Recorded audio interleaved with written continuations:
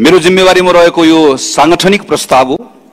त्यसैले मेरो यो प्रस्ताव नेपाली कांग्रेस पार्टीको हाम्रो आफ्नो संगठनसँग जोडिएका विभिन्न अवयवहरू त्यसको सेरोफेरोमा यो प्रस्ताव मैले तयार गरेको छु र यो प्रस्ताव केन्द्रीय समितिमा प्रस्तुत गरेर आदरणीय सभापतिजीको केन्द्रीय समितिका साथीहरूको यसमा धारणा, यसमा आफ्ना विचारहरू थप राखिसकेपछि यसलाई थप समृद्ध बनाएर महासमिति सदस्यज्यूहरूको बीचमा मैले यसलाई प्रस्तुत गर्ने अनुमति मागेको छु।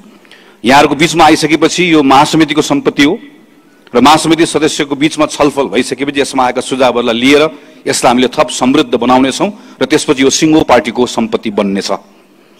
मैले आज नेपाली कांग्रेसको महामन्त्रीको रूपमा उभिएर यो प्रस्ताव यहाँ प्रस्तुत गर्न पाउने मेरो लागि एकदमै धेरै ठूलो गौरवको विषय हो। नेपाली कांग्रेस जस्तो पार्टी सांगठनिक गतिविधिका बारेमा संक्षेपमा चर्चा गर्छु, जुन 14औं महाधिवेशन पछाडि खास गरिकन नेपाली कांग्रेस केन्द्रीय कार्यालयको तर्फबाट गरिएका विषयहरूका सन्दर्भमा यसलाई अत्यन्त संक्षेपमा राख्छु। यो बीचमा हामी 14औं महाधिवेशन पछाडि 9वटा 34 दिनको हाम्रो वर्किङ डेजमा हामी 9वटा बैठकहरू बस्यौं। यसको बारेमा मैले धेरै चर्चा गरिन। महाधिवेशनको लगत्तै पछाडि 3वटा निर्वाचन गर्नुपर्ने भएको हुनाले गर्दा हाम्रो मूल ध्यान निर्वाचनमा केन्द्रित रह्यो। पार्टीको विधानलाई कार्यान्वयन गर्ने विषयको सन्दर्भमा श्रावण 2 देखि 10 गतेसम्म बैठकले पहिलो पटक कार्यतालिका बनाएर कार्यतालिका अनुरूप आफ्नो काम गर्ने एउटा परिपाटी सुरु भएको छ। नियमित रूपमा पार्टीको बैठक बस्ने कुरा प्रारम्भ भएको छ। विधान अनुसार विधानमा व्यवस्था थियो तर हामीले अभ्यास गर्ने गरेका थिएनौं। खास गरिकन सम्मेलनहरूको बारेमा यो पहिलो पटक अभ्यास गर्ने भएको हुनाले गर्दा कति हाम्रा अनुभवहरू पनि नयाँ भइरहेका छन्, कतिपय ठाउँमा भएका छन्, कतिपय ठाउँमा हुन बाँकी छ। तैपनि अहिलेसम्म हामीले 4वटा प्रदेश सम्मेलन, 60वटा जिल्ला सम्मेलन र 100 भन्दा बढी ठाउँमा प्रतिनिधि सभा, क्षेत्रीय सम्मेलन र थुप्रै ठाउँमा गाउँ नगर सम्मेलनहरू गरिसकेका छौं। हामीले 14औं महाधिवेशनको लगत्तै पछाडिबाट क्रियाशील सदस्यताका सन्दर्भमा कामहरू सुरु गर्यौं र क्रियाशील सदस्यता खास गरिकन नवीकरण गर्ने र नयाँ वितरण गर्ने, नवीकरण गरेर सबै सम्पूर्ण कुरा जिल्लाबाटै गर्ने भनेर सुरुवात गर्यौं र सबै कुरा अनलाइन गर्ने भनेर सुरुवात गर्यौं। तर पहिलो वर्ष जिल्लाहरूलाई केही अप्ठ्यारो भएको हुनाले गर्दा यो वर्ष केन्द्रबाटै बाँडियोस् भन्ने भएको हुनाले गर्दा यो कामलाई यो वर्षको लागि सुरु गरेका छौं र अर्को वर्षबाट जिल्लाबाटै गर्ने गरिकन सबै बन्दोबस्तहरू हामीले गरेका छौं। सबै तहको गतिविधिहरूलाई अभिलेख राख्ने काम, खास गरिकन विद्युत अभिलेख राख्ने काम सुरु भएको छ र पार्टीको कार्यतालिका अनुसार 50% काम सांगठनिक काम, नियमित काम र 50% काम हाम्रो संगठनको आन्तरिक काम भन्दा बाहिरको काम देशभरिको प्रत्येक तहको पार्टी कमिटीले गर्नुपर्छ भन्ने कुरालाई सुरुवात गर्नको लागि नेपाली कांग्रेस पार्टीको केन्द्रीय कार्यालयको तर्फबाट गएको 6 महिनामा हामीले युवा पोलिसी ह्याकाथन, 3 दिनको राष्ट्रिय बीपी साहित्य महोत्सव जस्तो प्रभावकारी कार्यक्रमहरू गर्यौं, जसको व्यापक जनस्तरमा पनि यसको सराहना भएको अवस्था छ। महासमितिको बैठकको लगत्तै पछाडि हामी नेपालको राजनीतिक पार्टीहरूले गरेको मध्येको अहिलेसम्मको ठूलो आर्थिक सम्मेलन गर्दैछौं, सुवर्ण शमशेर इकोनोमिक कन्क्लेभ, जो काठमाडौँमा हुँदैछ र यो लगायतका अरू कार्यक्रमहरू हाम्रो तालिकाभित्र छन्। पार्टी कार्यालय तपाईहरु अहिले जानुभएको छ। तपाईहरुले कतिले महासमितिको कार्ड लिन जाँदै गर्दा याद गर्नुभयो होला, पार्टी कार्यालयमा अत्याधुनिक पुस्तकालय बनेको छ। पुस्तकालय अन्तिम चरणमा छ र केही समय पछाडि पार्टी सभापतिले औपचारिक रूपमा सुरुवात गर्नुहुन्छ। यो पुस्तकालय मात्रै होइन, यो नेपाली कांग्रेसको लागि यो पुस्तकालय भन्दा पनि स्रोत केन्द्रको रूपमा यसको विकास गर्ने भनेर हामीले यसको प्रारम्भ गरेका छौं। यो बीचमा घर घर जाउँ कांग्रेस जिताउँ भन्ने अभियान, जनताको साथमा कांग्रेस अभियान, यसै गरिकन आन्तरिक विशेष अभियान र अहिले भर्खर मात्र समुदायमा कांग्रेस अभियान बीचमा गएर रोकिएको छ। म यही क्रममा आदरणीय नेता केशव कुमार बुढाथोकीलाई सम्झन चाहन्छु, उहाँप्रति श्रद्धाञ्जली अर्पण गर्छु। उहाँ स्वर्गवास भइसकेपछि कार्यक्रम बीचमा रोकिएको छ। महासमितिको बैठक पछाडि यो कार्यक्रम फेरि अगाडि बढ्छ र यो बाहेक अरू अभियानको बारेमा यहाँहरू जानकारी राख्नु भएको छ। मैले अहिलेलाई र यो बीचमा हामी जाजरकोट र रुकुम पश्चिमको भूकम्प प्रभावित क्षेत्रमा उद्धार तत्काल राहतका साथै अस्थायी घर टहरा निर्माण गर्नको लागि पार्टीको तर्फबाट निर्णय गरेर हामीले 1000 घर बनाउने कामहरू सम्पन्न गर्यौं। यसमा अरू थप कामहरू गर्न बाँकी छ। अरू मागिरहेको कुराहरू पार्टीको संक्षेपमा हामीले गरेका कामहरूको बारेमा चर्चा गरेका छौं। यस पछाडि म योभन्दा अगाडि जान्छु। आदरणीय साथीहरू, पार्टीको आजको सांगठनिक अवस्था र महाधिवेशन पश्चात भइरहेको गतिविधिको बारेमा माथि संक्षिप्त रूपमा चर्चा गरिसकेपछि अब म हाम्रो संगठनभित्रको सबल पक्षको बारेमा छोटकरीमा चर्चा गर्छु। देशभित्र र देश बाहिर सबैतिर फैलिएको विशाल संगठन छ। कुनै वार्ड छैन जहाँ पार्टीको समिति नभएको होस्, कुनै टोल छैन जहाँ कांग्रेसको सदस्य नभएको होस्। नेपालभित्र प्रत्येक समुदायमा पार्टी उपस्थित छ। संसारभरि जहाँ नेपालीहरू पुगेका छन् त्यहाँ नेपाली कांग्रेसका साथीहरू नभएको सायदै कुनै देश होला एउटा बृहत राजनीतिक उद्देश्यका लागि बाँधिएको यति ठूलो संगठन हामीसँग छ। 8,69,551 क्रियाशील मध्ये 1,14,525 जना साथीहरू पार्टीको क्षेत्रीय प्रतिनिधिको रूपमा काम गरिराख्नु भएको छ। तर संगठनमा कुनै जिम्मेवारी नरहेको भए तापनि कांग्रेसप्रति प्रति प्रतिबद्ध र निष्ठावान कांग्रेस सदस्यहरूको ठूलो पंक्ति छ जसले असम्भव झैं लाग्ने प्रतिकूलतामा पनि पार्टीको तल्लो तहमा बसेर आफ्नो आस्था र विचारलाई कहिले डगमगाउन दिएन। तिनले बरु विस्थापित हुन र जीवनकै जोखिम मूल्न तयार भए। जेलनेल भोगे, कतिको ज्यान गयो, कतिको सम्पत्ति गुम्यो। गुमेका थुप्रै अवसरका बारेमा किञ्चित पश्चाताप नगरेर हिंसा र निरङ्कुशताको त्यो चेप्पोमा समेत पार्टी छाड्न र विचार बदल्न तयार नभएको अदम्य साहस र अविचलित निष्ठाले पूर्ण यो विशाल पंक्ति आज पनि पार्टीसँग छ र केवल एउटै कुरा मात्र सोच्दछ, पार्टीको राम्रो होस्, देशको जय होस् भन्ने एक सूत्रीय आग्रह मात्र राखेर बसेको कांग्रेसको ठूलो पंक्ति हामीसँग छ। कांग्रेसमा लागेर पद पाइएला वा नपाइएला, सत्तामा हुँदा मलाई के फाइदा होला भनेर व्यक्तिगत स्वार्थ नहेर्ने मानिसको ठूलो संख्या पार्टीमा आबद्ध छ। आम निर्वाचनको प्रतिस्पर्धामा कहिले नजितेको ठाउँमा समेत आदर्शको झिल्को जोगाएर संगठनलाई जीवन्त राख्ने कांग्रेस जनको उच्च समर्पण भाव अतुलनीय छ। पार्टीमा स्वाभिमानपूर्वक गरी खाने सदस्यको बाहुल्यता छ। सदस्यता शुल्क तिर्ने, पार्टीलाई आवश्यक परेको बेलामा सधैँ उपलब्ध हुने, स्वयंसेवी रूपमा निर्वाचनमा क्रियाशील हुने तर कुनै व्यक्तिगत आकांक्षा नभएको स्वावलम्बन र स्वयंसेवाको भाव लिएर नै पार्टी र अन्य सामाजिक कार्यमा क्रियाशील रहने कांग्रेस जनको संख्या उल्लेख्य छ। आफ्नो स्वार्थको लागि राज्यको स्रोत र साधनमाथि कब्जा जमाउन खोज्ने आश्रय अवसर र सजिलो स्रोतको खोजीमा पार्टीमा आबद्ध हुने कांग्रेसी चरित्र नभएको हुनाले पनि आफ्नै बलबुतामा जीविका चलाएर पार्टीमा स्वयंसेवी योगदान गर्ने संस्कार छ। पार्टीभित्र ठूलो सामाजिक पुँजी छ। आफ्नो जीविकासँगै समाजमा रहेर केही न केही गरौँ भन्ने भावले धेरै साथीहरू स्थानीय स्तरका सामाजिक काम वा समूहमा निरन्तर क्रियाशील र नेतृत्व गरेका अनेकन उदाहरण छन्। पार्टीमा स्थापनाकालदेखि आजसम्म जोडिएका अनेकन पुस्ताका अग्रज तथा युवा साथीहरू क्रियाशील हुनुहुन्छ। 18 देखि 90 वर्ष माथिसम्मका अग्रजसम्मको एउटै विशाल नेपाली कांग्रेसको पार्टी परिवार छ। पार्टीमा सबै समुदायमा सबै खाले पेशा व्यवसायमा संलग्न ज्ञान र अनुभवको हिसाबले गाउँको किसान श्रमिकदेखि विश्वको प्रतिष्ठित विश्वविद्यालयमा दक्षता हासिल गरेका र संसारको अर्को कुनामा ज्ञान सिप प्रस्फुटित गरिरहेको काबिल जनशक्ति छ। हिजो पार्टीमा जोडिएको, राजनीतिमा लागेको कारणले गर्दा विस्थापनको पीडा भोगेको, अवसर गुमाएको अर्को तबका आज संसारका विभिन्न देशमा गएर ज्ञान, दक्षता र पुँजीको विकास गरिरहेको छ। आन्तरिक प्रतिस्पर्धामा गुटगत भिन्नता देखिए पनि सार्वजनिक हितको कुनै निश्चित लक्ष्य प्राप्तिका लागि वा नेपाली कांग्रेसलाई बाह्य जोखिमबाट बचाउन आवश्यक परेको बेलामा स्वतः स्फूर्त सबै एकजुट भएर लागि पर्ने सामूहिक भावना छ। पार्टीमा आन्तरिक लोकतन्त्रको अभ्यास छ। नेतृत्व छनौट प्रक्रियामा सहभागिता मात्र होइन, निर्णय प्रक्रियामा सहभागिता। पार्टीभित्र चित्त नबुझेको कुरा भन्ने र फरक मत राख्ने खुला वातावरण छ। पार्टीको सबै तहमा विधान बमोजिम निर्वाचित भएको नेपाली कांग्रेस मात्र एउटै मात्र पार्टी हो। सबैभन्दा तल्लो तह वडामा प्रतिनिधित्व क्षेत्रीय प्रतिनिधिको संख्या 1,14,000 मा करिब 40,000 महिलाको प्रतिनिधित्व छ भने वडाबाटै निश्चित संख्यामा मुस्लिम, दलित, थारू, मधेसी, आदिवासी जनजाति, महिला, अपाङ्ग तथा अल्पसंख्यकको प्रतिनिधित्व भएको नेपालको नेपाली कांग्रेस एउटै मात्र पार्टी हो। पार्टीको माथि उल्लेखित संगठन संरचना बाहेक हामीसँग भातृ संस्था, शुभेच्छु संस्था, जनसम्पर्क समिति मार्फत संगठनको विशाल संरचना छ। मैले संगठनको सबल पक्षहरूको बारेमा चर्चा गरेँ। सबल पक्षहरूको बारेमा चर्चा गरिसके पछाडि अब म संगठनभित्रका हाम्रा केही सीमाहरूका बारेमा, केही हाम्रा कमजोरीहरूका बारेमा, जसका बारेमा हामीले समीक्षा गर्नुपर्छ, यसको बारेमा म छोटकरीमा चर्चा गर्छु। आज हामीसँग आफैले बनाएको संविधान छ। आफैले परिकल्पना गरेको राजनीतिक प्रणालीमा निर्वाचनबाट पहिलो पार्टी बनेर सबै तहको सरकारमा नेतृत्वदायी भूमिकामा रहेको यो क्षणमा पार्टीभित्र ठूलो उत्साह र विजय भाव मात्र हुनुपर्ने हो। तर कता कता केही अलमल र संशय पनि देखिन्छ। किन यस्तो भइरहेको छ? हामीले यसलाई अनदेखा गर्न मिल्दैन। हामीले कठोर भएर आत्ममूल्याङ्कन गर्न जरुरी छ।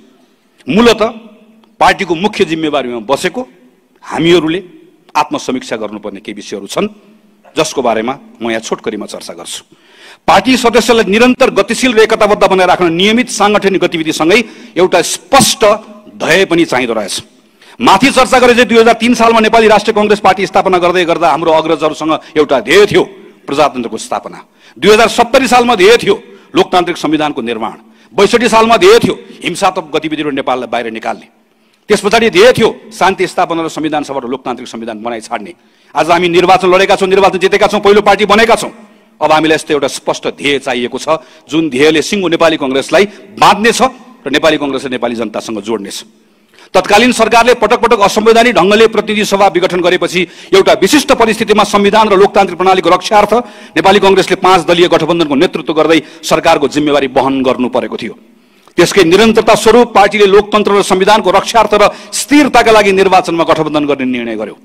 निर्वाचनमा अङ्कगणितका हिसाबले कांग्रेस ठूलो पार्टी त बन्यो, तर यो अनुभवले हामीलाई सिकाएको छ निर्वाचन पूर्व गठबन्धन गर्दा पार्टीले एक्लै चुनाव लड्दा जस्तो कार्यकर्तामा विजयको भाव र उत्साह नआउने रहेछ। तिनै तहको निर्वाचनमा कतिपय स्थानमा आफ्नो आस्था प्रकट गर्ने रुख चिन्ह नै नहुँदा कांग्रेस जनले आज पर्यन्त आफ्नो गुनासो व्यक्त गरिरहेको हामीले देखिरहेका छौं। संघ र प्रदेशको निर्वाचनको तथ्याङ्क हेर्दा गठबन्धनका कारण 74 प्रतिनिधि सभा क्षेत्रमा नेपाली कांग्रेसले आफ्नो उम्मेदवारलाई मत राख्न पाएन। 21 वटा संघीय क्षेत्रको एउटा पनि प्रदेश क्षेत्रमा आफ्नो पार्टीलाई प्रत्यक्ष मत राख्न पाएन। 48 वटा प्रतिनिधि सभा क्षेत्रका प्रत्येक क्षेत्रमा 2 प्रदेश सभा क्षेत्र मध्ये एउटामा मात्र हाम्रो उम्मेदवार थिए, अर्थात् 48 वटा प्रदेश सभा क्षेत्रमा कांग्रेसको प्रत्यक्षतर्फ उम्मेदवार नै थिएन। समग्रमा 62 प्रदेश सभा क्षेत्रका मतदाताले प्रतिनिधि सभा र प्रदेश सभामा हाम्रो चुनाव चिन्ह रुख देख्न पनि पाएनन्, मत हाल्न पनि पाएनन्। त्यस्तै 17 वटा क्षेत्रमा त दुवै प्रदेश सभामा कांग्रेसले रुखमा मत राख्न पाए तर प्रतिनिधि सभामा पाएनन्। यसरी एकातर्फ कांग्रेसका क्रियाशील सदस्यले आफ्नो चिन्हमा मत हाल्न पाएनन् नै, अर्कोतर्फ अन्य दलको निर्वाचन चिन्ह र झण्डा बोकेर मत माग्नुपर्ने बाध्यात्मक अवस्था सृजना भयो। पार्टीको आफ्नो उम्मेदवार नहुँदा संगठनभित्रको आकांक्षीको व्यवस्थापन त कठिन भयो नै, पार्टीभित्रको ऊर्जामा समेत गिरावट आयो, जसले गर्दा निर्वाचनमा संख्यात्मक रूपमा पार्टी पहिलो दल भए पनि लोकप्रिय मत घट्ने अवस्था 2074 बाट 2079 को आम चुनावसम्म आइपुग्दै गर्दा प्रतिनिधि सभा चुनावमा हाम्रो लोकप्रिय मतको 7% मा ह्रास आएको छ। यो गुमेको मतलाई पार्टीमा पुनः जोड्दै नयाँ मतदातालाई आकर्षण गर्नुपर्ने चुनौती हामीसँग छ। सरकार र पार्टीको सम्बन्धमा कहीँ न कहीँ समस्या छ। पार्टीसँग समन्वय गरेर सरकारले काम गर्ने परिपाटी बन्न सकेको छैन। सरकार र पार्टीबीच समन्वय, सहयोग र सहजीकरण सही ढंगले नहुँदा एक अर्कालाई बुझ्ने कुरामा नै समस्या भएको छ। सरकारले गरेको काम पार्टीबाट पनि यथोचित प्रचार हुन सकेको छैन। यति बेला संघ, प्रदेश र बहुसंख्यक स्थानीय सरकारमा पार्टी नेतृत्वदायी भूमिकामा भए तापनि पार्टी सरकारमा भएको महसुस र आफ्नोपन कांग्रेसको सदस्यले गर्न नपाइरहेको गुनासो छ। यस्तो अवस्थामा पार्टीभित्र एक खालको अलमल छ। हामीले सरकारको प्रतिरक्षा गर्ने कि सरकारलाई प्रश्न गर्ने? यो समस्या अहिले उब्जेको समस्या भने होइन। 2051 सालमा म जस्तै महामन्त्री भएको बेलामा स्वर्गीय नेता श्रद्धेय महेन्द्र नारायण दिदीद्वारा प्रस्तुत प्रतिवेदनमा भनिएको रहेछ, सरकार र पार्टी बीचको समन्वय गर्ने कुरा जतिसुकै सैद्धान्तिक तवरबाट हामीले गरे तापनि यसमा सधैँ कमी नै देखियो। अब यसलाई व्यवस्थित गर्नु परेको छ ताकि यो अवस्था भोलि नआओस्। तर आज करिब 30 वर्ष पनि हामीले यही विषयमा छलफल गर्नु परेको छ र यो विषय हाम्रो लागि पहिला भन्दा अझै पेचिलो बन्दै गएको छ। बीपी कोइरालाले भन्नुभएको थियो, पार्टीको संगठन ठीक पार्ने हो भने हामी सबैभन्दा पहिला विधान पालना गर्ने बानी बसाल्नुपर्छ। पार्टीको दैनिक जीवनका कार्य सुचारू रूपले सम्पन्न भइरहेको छ छैन हेर्नुपर्छ। पार्टीको हरेक विषयको निर्णय व्यवस्थापन कार्यान्वयन र निरूपण गर्ने आधार पार्टीको विधान नै हुनुपर्छ। हाम्रो पार्टी विधानले सबै तह र तबकालाई स्पष्ट समयबद्ध जिम्मेवारी दिएको छ। तर अहिले पार्टी सञ्चालन गर्दा हरेक तह र तबकामा विधानको पूर्ण पालना हुन सकेको छैन। पार्टी तल्लो तहमा कतिपय ठाउँमा बैठक बस्न सकेको छैन, कतै सांगठनिक गतिविधि नियमित छैन, कतै सदस्यतामा समस्या छ, कतै पदाधिकारीमै समस्या छ। बहुमत भएकोले फरक मतलाई व्यवस्था गर्ने, पराजितले जितेकोलाई असहयोग गर्ने प्रवृत्तिले अन्ततः संगठनलाई नै कमजोर बनाइरहेको हुन्छ। विधान सम्मत थिति र विधिमा पार्टी सञ्चालन कसरी गर्ने यो विषय आज हाम्रो लागि ठूलो चुनौतीको रूपमा रहेको छ।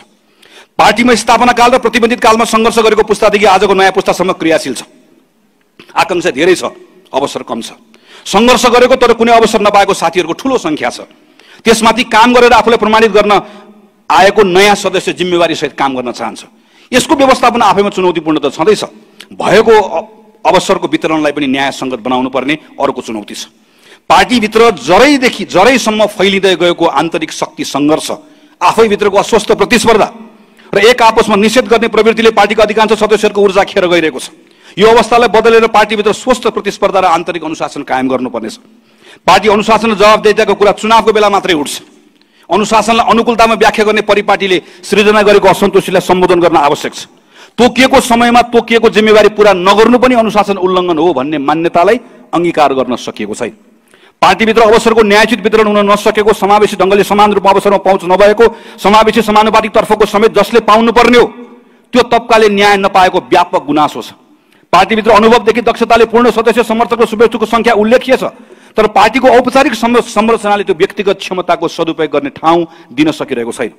पार्टीभित्र एकातर्फ इतिहासप्रति गौरव गर्ने, हामीले बनाएको संविधान, हामीले गरेको इतिहासप्रति गौरव गर्ने, तर अर्कोतर्फ आफ्नै पार्टीको नेतृत्वमा आफैले लडेर ल्याएको परिवर्तनलाई समेत प्रतिरक्षा गर्ने जाँगर नदेखाइरहेको विचित्रको अवस्था छ। यसलाई बदल्नु पर्नेछ। एकातर्फ पार्टीले गरेको राम्रो काम र उपलब्धिको सही सम्प्रेषण हुन नसक्दा पार्टीका बारेमा भ्रम छर्नेहरूलाई मलजल पुगेको छ भने अर्कोतर्फ आफ्नो इतिहास, सङ्घर्ष, बलिदान र नेतृत्वको अवमूल्यन गर्दा गर्दै अफवाह फैलाउँदा समेत त्यसको सही ढङ्गले प्रतिवाद गर्न हामी चुकिरहेको अवस्था छ। यस्तोमा हाम्रो निर्णय, नीति र कार्यक्रम, पार्टीले गरेको राम्रो काम र पहल कदमीलाई प्रचार गर्दै हाम्रा विरुद्धको अफवाह र भ्रमलाई कसरी चिर्ने भन्ने विषय हाम्रो प्राथमिकतामा हुनुपर्छ। आदरणीय साथीहरू, आदरणीय सभापतिज्यू, मैले संगठनको कामको बारेमा र संगठनको सबल पक्षहरूको बारेमा चर्चा गरेँ र त्यसपछाडि हाम्रो भित्र भएका केही कमजोरी र सीमाहरूको बारेमा चर्चा गरेँ। हामीसँग यी दुवै कुराहरूको बीचमा आज नेपाली कांग्रेस पार्टी उभिएको छ। यो पृष्ठभूमिमा हामी नेपाली कांग्रेस पार्टीभित्र दुईटा खालको प्रवृत्तिहरू देखिरहेको छ। एउटा प्रवृत्ति अब केही पनि हुँदैन कि भन्ने भएर चिन्ताले आत्मविश्वास खस्किएको छ। विगतमा पार्टीले गरेको निर्णय र पछ्याएको बाटोको सन्दर्भमा पनि उसले आफूमा भएको लघुतावासका कारण प्राप्त उपलब्धिको समेत अपनत्व लिन ऊ धक्काइरहेको छ। यो पंक्ति आत्मनिन्दाले ग्रस्त छ। अर्कोतिर भर्खरै सम्पन्न निर्वाचनहरूमा विजय हासिल गरेर सबभन्दा ठूलो पार्टी भएका छौँ, हामी अवैध छौँ, हाम्रो चुनौती मसिना छन् भन्ने अतिरिक्त आत्मश्लाघाले ग्रस्त देखिन्छ। पार्टीको आन्तरिक समस्यालाई उपेक्षा गर्छ, बाहिर आएका कुराहरूलाई केवल विरोधीहरूको प्रोपोगन्डा मात्र मान्दछ। मूलत पार्टीमा जे छ सब ठिकठाक छ भन्ने ठहर गर्छ। पार्टीको सुदूर भविष्य समेत सुनिश्चित भएकोमा ऊ ढुक्क छ। एकातिर आत्मनिन्दा छ, अर्कोतिर आत्मप्रशंसा छ, आत्मश्लाघा छ। आत्मश्लाघा वा आत्मप्रशंसा, आत्मप्रशंसा वा आत्मनिन्दा होइन। इमानदारितापूर्वक आत्मसमीक्षा, आत्मनिरीक्षण र आत्मसङ्कल्प गर्नुपर्दछ भन्ने मैले यहाँ प्रस्ताव गरेको छु। आदरणीय सभापति तथा साथीहरू, नेपाली कांग्रेस लोकतन्त्रको रक्षाको लागि निरन्तर अग्र मोर्चामा उभिएर मुलुकलाई हरेक सङ्कटबाट मुक्त गर्ने नेतृत्वदायी भूमिका निर्वाह गर्दै आएको क्षमता र साहस भएको पार्टी हो। यस्तो पार्टीले आफूभित्र भएको समस्याको पहिचान गरिसकेपछि यो समस्याको हल पनि खोज्न सक्नुपर्छ, खोज्न सक्दछ भन्ने मेरो विश्वास छ। यो विश्वासको आधारमा आदरणीय पार्टीका महासमिति सदस्यहरूको बीचमा मैले 20 बुँदामा साङ्गठनिक सुधारको कार्ययोजना प्रस्तुत गर्ने अनुमति चाहेको छु। मैले अब प्रस्तुत गर्ने 20 वटा बुँदाहरू नेपाली कांग्रेसको अहिलेको विधान अनुसार, अहिलेकै हाम्रो पार्टीको शक्ति र सामर्थ्य अनुसार, तपाईँ र हामीले आज गरिरहेको कामको आधारमा हामीले यही अर्को महाधिवेशनभन्दा अगाडि गर्न सकिने कामहरू हुन्। जुन काम गर्न सक्ने क्षमता हामीसँग छ, जुन काम गर्न सक्ने सामर्थ्य हामीसँग छ, जुन काम गर्न हाम्रो विधानले हामीलाई अनुमति दिएको छ, तर यो काम तपाईँ हामी सबै मिलेर गर्नुपर्ने छ। म यो 20 वटा बुँदाहरूमा महासमितिमा भोलिदेखि तपाईँहरूले गर्ने समूहगत छलफलमा यो 20 वटा बुँदाहरूमा छलफल भइदियोस्। 20 लाई घटाएर 18 बनाउने हो कि 20 लाई बढाएर 25 बनाउने हो कि 20 वटा बुँदाभित्र लेखेको कुराहरूमा थप्नु पर्ने हो कि घटाउनु पर्ने हो कि आलोचनात्मक चेतका साथमा यसमा सुझावहरू आउन्। यो 20 वटा जुन कार्ययोजना छ यो नै नेपाली कांग्रेस केन्द्रीय समितिको लागि अबको 2 वर्षको लागि मार्गदर्शन हुनेछ। त्यसकारणले गर्दा म साथीहरूलाई विनम्रतापूर्वक यो 20 वटा बुँदामा यसमा थप छलफल गरिदिनका लागि म आग्रह गर्न चाहन्छु। बुँदा नम्बर 1, ध्येयमा प्रष्टता। मैले अगाडि जुन समस्याहरू देखाएँ, मैले अब त्यो देखाएको समस्याको समाधान यो 20 वटा कार्ययोजनामा प्रस्तुत गरेको छु। अहिले जे समस्याहरू भने ती कुराको समाधान यो हुन सक्दछ भन्ने हाम्रो तर्फबाट यहाँभित्र प्रस्ताव गरिएको छ। हाम्रो आफ्नै दृष्टान्तले देखाउँछ संगठनलाई चलायमान र ऊर्जाशील बनाउनको लागि स्पष्ट ध्येय चाहिन्छ। विगतमा पार्टीको ध्येयले नै पार्टीको सदस्यलाई दुःख सङ्घर्ष र जोखिमपूर्ण समयमा समेत साहस र समर्पणका साथै सहजै आत्मसात गर्दै आत्मबल दिएको थियो। संविधान निर्माणसँगै हामीले परिकल्पना गरेको राजनीतिक ध्येय प्राप्त गरिसकेका छौँ। अब पार्टीको ध्येय समुन्नत नेपाल निर्माण हो। जसरी विगतमा पार्टी ध्येयमा स्पष्ट थियो, प्रत्येक सदस्यमा त्यो ध्येय पूरा गर्ने अठोट र समर्पण थियो, त्यसरी नै एउटा सङ्कल्पमा बाँधिएर हामीले यो संविधानको आधारशिलामा समुन्नत नेपाल, सम्मानित नेपालीको हाम्रो ध्येयलाई पूरा गराइ छाड्ने आत्मविश्वासको साथ सङ्गठनलाई अगाडि बढाउनु पर्नेछ। यसको लागि हाम्रै नेतृत्वमा बनेको संविधान छ। 332 स्थानीय सरकारमा नेतृत्वमा छौँ, प्रदेशहरूमा सरकारको नेतृत्व प्रमुख साझेदार छौँ, सङ्घीय सरकारमा छौँ। अत यो बेलामा कुनै लघुतावास लिएर वा रक्षात्मक भएर होइन, उच्च मनोबलका साथ हाम्रो नेतृत्वमा भएका तमाम आन्दोलनको उपलब्धिमा गौरव गर्दै र आफैले बनाएको संविधानको स्वामित्व लिँदै हामीले यसको कार्यान्वयनको नेतृत्व गर्नेछौँ। गत महाधिवेशनपछि हामीले समुन्नत नेपालको दृष्टिकोणलाई नै पार्टीको निर्वाचन घोषणापत्र दस्तावेज मार्फत अगाडि बढाएका हौँ।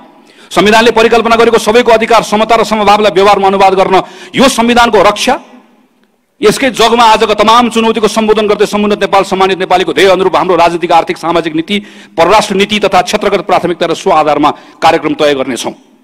समुन्नत नेपालको ध्येय अन्तर्गत गुणस्तरीय शिक्षा, सुलभ र गुणस्तरीय स्वास्थ्य, मर्यादित रोजगारी, सामाजिक रूपान्तरण लगायतका क्षेत्रगत लक्ष्य र कार्यक्रम तयार गर्नुपर्छ। यो अनुरूप पार्टीले सरकारमा कसरी प्रभावकारी काम गर्दैन, सरकार बाहिर यो सन्दर्भमा पार्टी संगठनको भूमिका के हुने स्पष्ट मार्गचित्र बनाउँदै ती कार्यक्रम मार्फत सिङ्गो पार्टी पंक्तिलाई पार्टीको ध्येयसँग जोड्नेछ। 2, विधानको परिपालना। नेपाली कांग्रेसको विधानले आन्तरिक लोकतन्त्रको अभ्यासका लागि निकै राम्रो व्यवस्था गरेको छ। सबै तहलाई समयबद्ध जिम्मेवारी तोकेको छ। कुन समितिले कुन काम कहिले कसरी गर्ने भन्ने विधानमा निर्दिष्ट गरेको व्यवस्थालाई कार्यान्वयन लैजानको लागि विधान बमोजिम पार्टी सभापतिले प्रस्ताव गरी केन्द्रीय कार्य समितिले टुङ्ग्याउनु पर्ने जिम्मेवारीमा रहेका समितिहरूको गठन, प्रतिष्ठान र विभागको गठन लगायतका कार्यलाई अविलम्ब पूर्णता दिई निश्चित कार्य विवरण बनाएर कार्यतालिका सहित जिम्मेवार प्रदान गर्नेछौँ।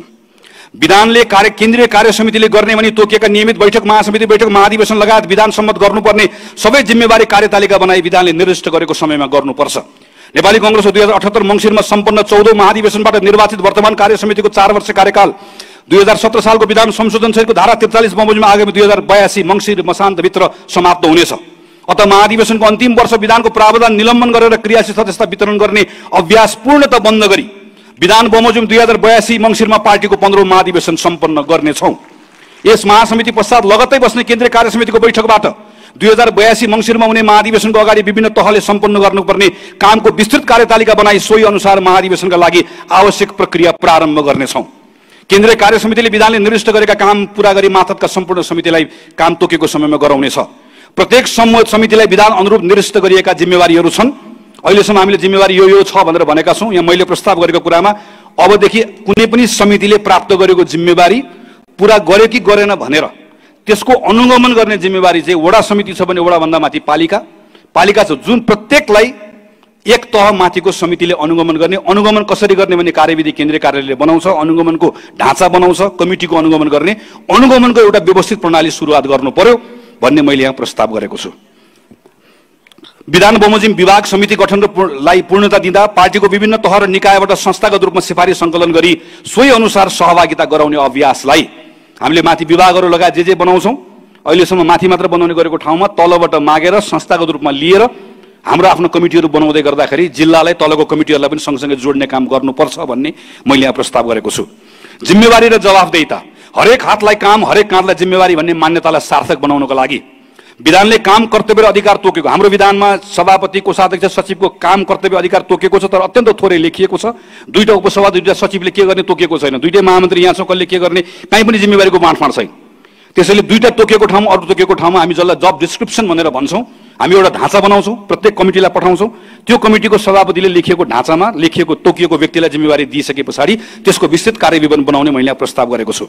पार्टीमा हाल क्रियाशील रहेका सदस्यहरूमध्ये 1,14,525 जना निर्वाचित क्षेत्रीय प्रतिनिधि हुनुहुन्छ, जसमध्ये करिब मैले अघि भने 40% भन्दा बढी महिला हुनुहुन्छ। 4,743 जना महाधिवेशन प्रतिनिधि हुनुहुन्छ। तर केही क्षेत्रीय प्रतिनिधिहरूले जिम्मा पाउनु भएको छ, केही महाधिवेशन महासमिति सदस्यहरूले जिम्मा पाउनु भएको छ, बाँकीहरू कसैले पनि जिम्मेवारी नपाइरहेको अवस्था छ। महाधिवेशन भन्ने पद छ, जिम्मेवारी छैन।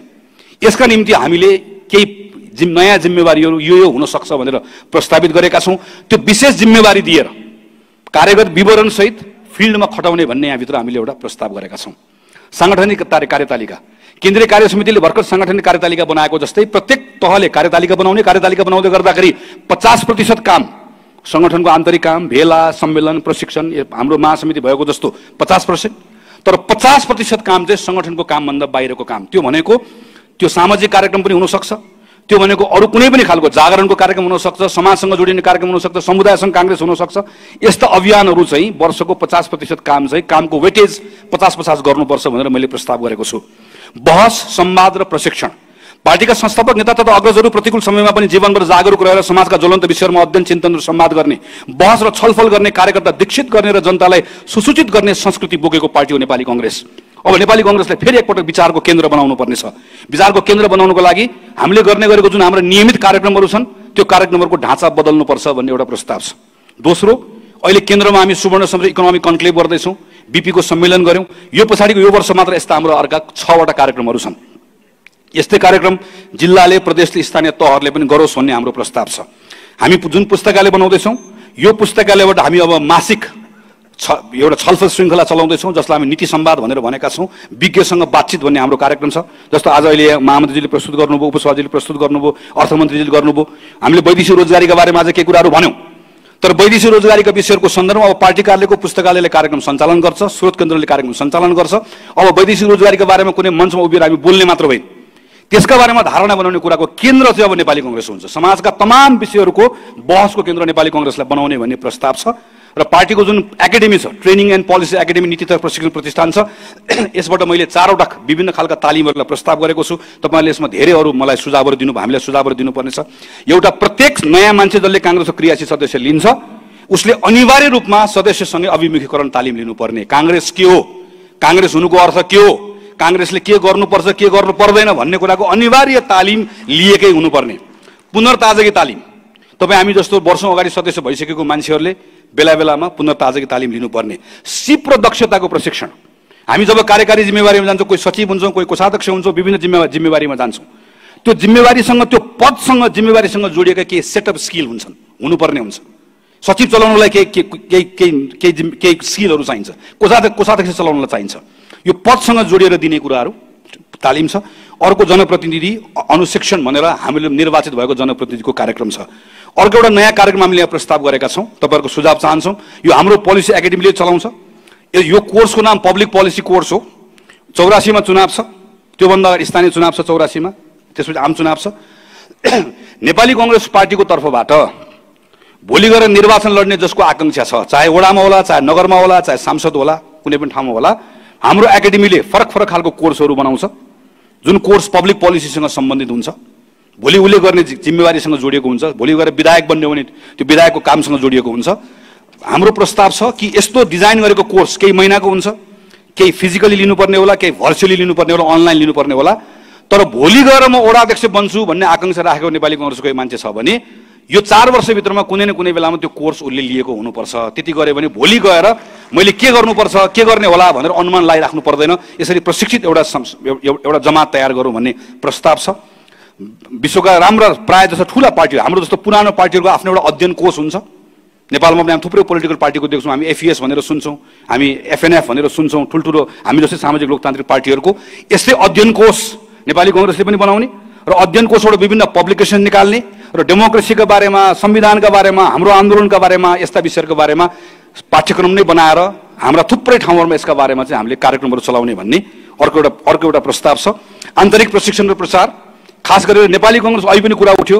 नेपाली कांग्रेसको कार्यकर्ताहरूले हाम्रो पार्टीको मूल्य, मान्यता, इतिहास, सङ्घर्ष, कहिलेका नेतृत्व, हाम्रो निर्णयका बारेमा अनावश्यक प्रोपागण्डा गरिँदै गर्दा, अनावश्यक भ्रम छरिँदै गर्दाखेरि तथ्य र तथ्याङ्कमा टेकेर त्यसको प्रतिवाद कसरी गर्ने भन्ने बारेमा नियमित रूपमा एउटा हाम्रो प्रशिक्षणको श्रृङ्खला चलाइराख्नुपर्छ भन्ने एउटा प्रस्ताव छ। सामाजिक आन्दोलन, नेपाली माटोमा भएका प्राय सबै सामाजिक आन्दोलन कांग्रेससँग जोडिएको छ। कांग्रेसका नेताहरूका नेपाली कांग्रेस पार्टी आजको दिनमा नेपालको सबैभन्दा ठुलो सामाजिक संस्था हो। कांग्रेस जतिको ठुलो क्लब पनि कुनै छैन, कुनै सामाजिक संस्था पनि छैन। 8 लाख भन्दा बढी सदस्य भएको र कुनै पारिश्रमिक बिना स्वयंसेवाको भावना लिएर एउटा निश्चित गतिविधिको लागि एकैपटक परिचालन गर्न सक्ने सामर्थ्य राख्ने पार्टी कांग्रेस भएको यो शक्तिलाई हामीले अहिले बेला बेलामा देखिरहेका छौँ। नेपाली कांग्रेस पार्टीले यत्रो गरेर आएको छ। कांग्रेसको मान्छे गाउँ गाउँमा फैलिएको छ। हाम्रो कांग्रेसका मान्छेहरू सामाजिक काममा जताततै तल्लिन्छन्, तर सामाजिक काम गर्दै गर्दाखेरि कांग्रेसको नाममा नगरेर अरू काममा गर्दै गर्दाखेरि हामीलाई एउटा दुईटा मान्छे आएर गिज्याउने अवस्था बनेको छ। सामाजिक काम राजनीतिमा लगेर भनेर भन्ने अवस्था बनेको छ। कांग्रेसले आफूलाई सामाजिक कामसँग जोड्नका लागि मैले यहाँ 4वटा प्रस्तावहरू गरेको छु। म छोटकरीमा मात्रै भन्छु। अघि एउटा भनिसके 50% काम संगठनभन्दा बाहिरको काम। समुदायमा कांग्रेस भन्ने जुन अभियान अहिले सुरु गरेका छौँ, यसलाई एउटा निश्चित अभियान नबनाएर, एउटा समय अभियान नबनाएर निरन्तर रूपमा कांग्रेसको अभियान बनाउनुपर्छ भन्ने छ।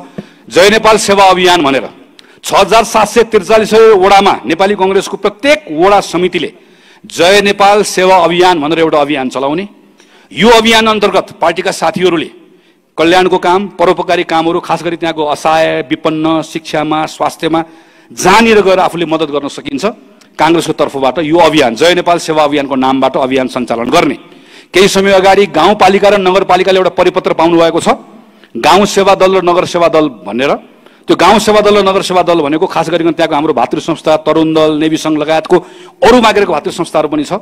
तिनै साथीहरूसँग मिलेर, तर यो चाहिँ विपद परेको बेलामा, प्राकृतिक विपत्ति आएको बेलामा नेपाली कांग्रेस पार्टीसँग प्रत्येक गाउँमा, प्रत्येक नगरमा एउटा डेडिकेटेड, ट्रेन्ड, कम्तीमा प्रारम्भिक रूपमा मद्दत गर्न सक्ने, कुनै पनि खालको विपत्तिको बेलामा तयार भएको एउटा सानो हामीसँग तयारी एउटा अवस्थामा समूह चाहिन्छ भनेर यसको हामीले एउटा प्रस्ताव गरेका छौँ। भातृ संस्थाको बारेमा नेपाली कांग्रेस केन्द्रीय कार्य समितिको गत पौष 12 देखि 14 गतेसम्म भएको बैठकले निर्णय भएको मितिदेखि 6 महिनाभित्र अर्थात् 2081 असार 15 भित्र 81 असार 15 गतेभित्र महाधिवेशन सम्पन्न गर्ने कार्यदेश सहित तदर्थ समितिको अवधि थपेको छ।